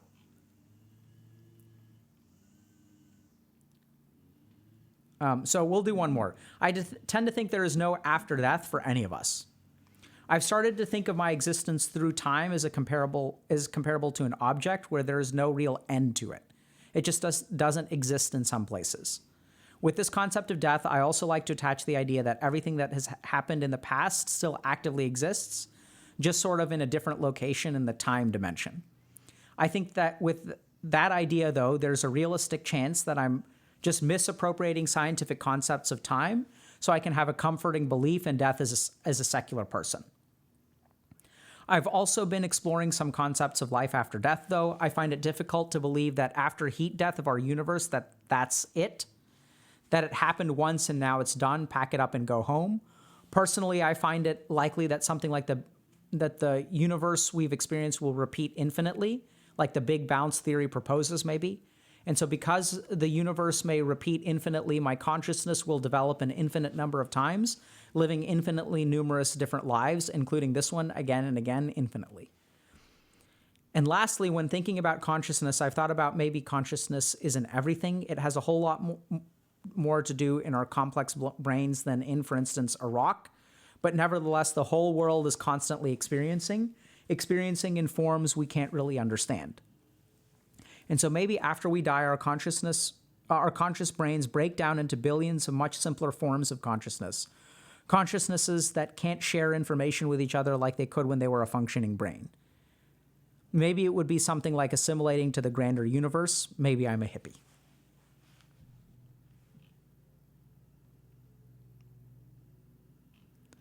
I have a question for you. I've been thinking about consciousness as a gradual scale. It's not binary and there are multiple scales to it. What do you think is the basis of consciousness? Yeah, that's pretty interesting, right?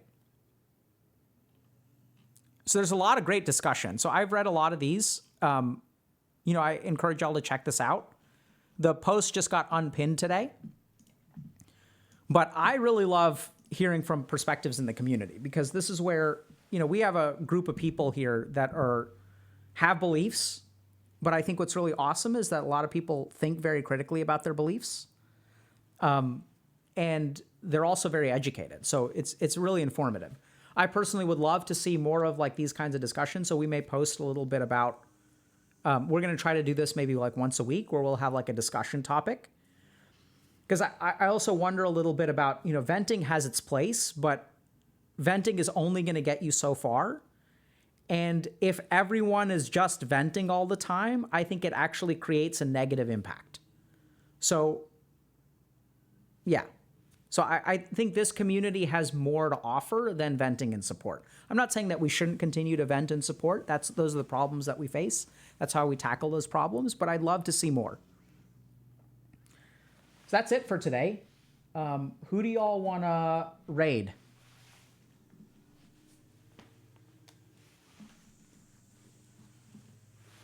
I'm not saying stop complaining. That's black and white. I'm saying do more than complain. Huge difference.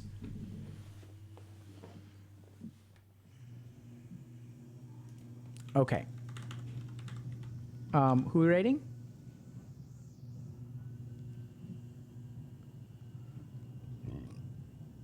Shimona 1. Oh, we can raid. Is Iron Mouse streaming? Iron Mouse is streaming. We shall raid Iron Mouse. That was a great interview, by the way. Okay, let's raid Iron Mouse.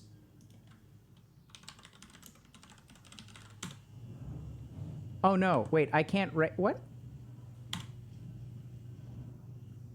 My Streamlabs is logged out? Okay, this is weird. Let me ask. Mods, can we raid Iron Mouse? Can one of y'all raid Iron Mouse? I can't do it from... I seem to have gotten logged out. Mod check.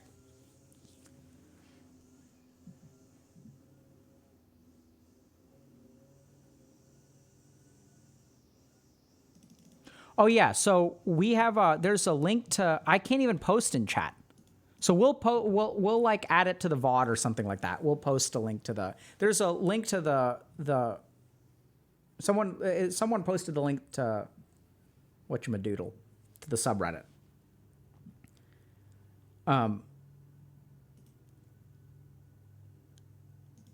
Okay, looks like. Oh wait, hold on. I may have figured it out. Wait. Chat. Hold on. Oh, thank you, mods.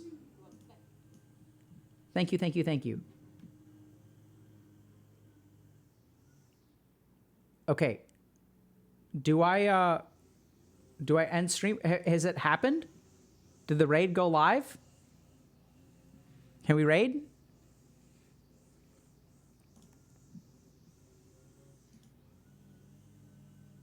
Click the button. Mod champ. Ticker is ticking. Hold. Oh no. Chat. It's 3, 2, 1. Did it end? Okay, there we go.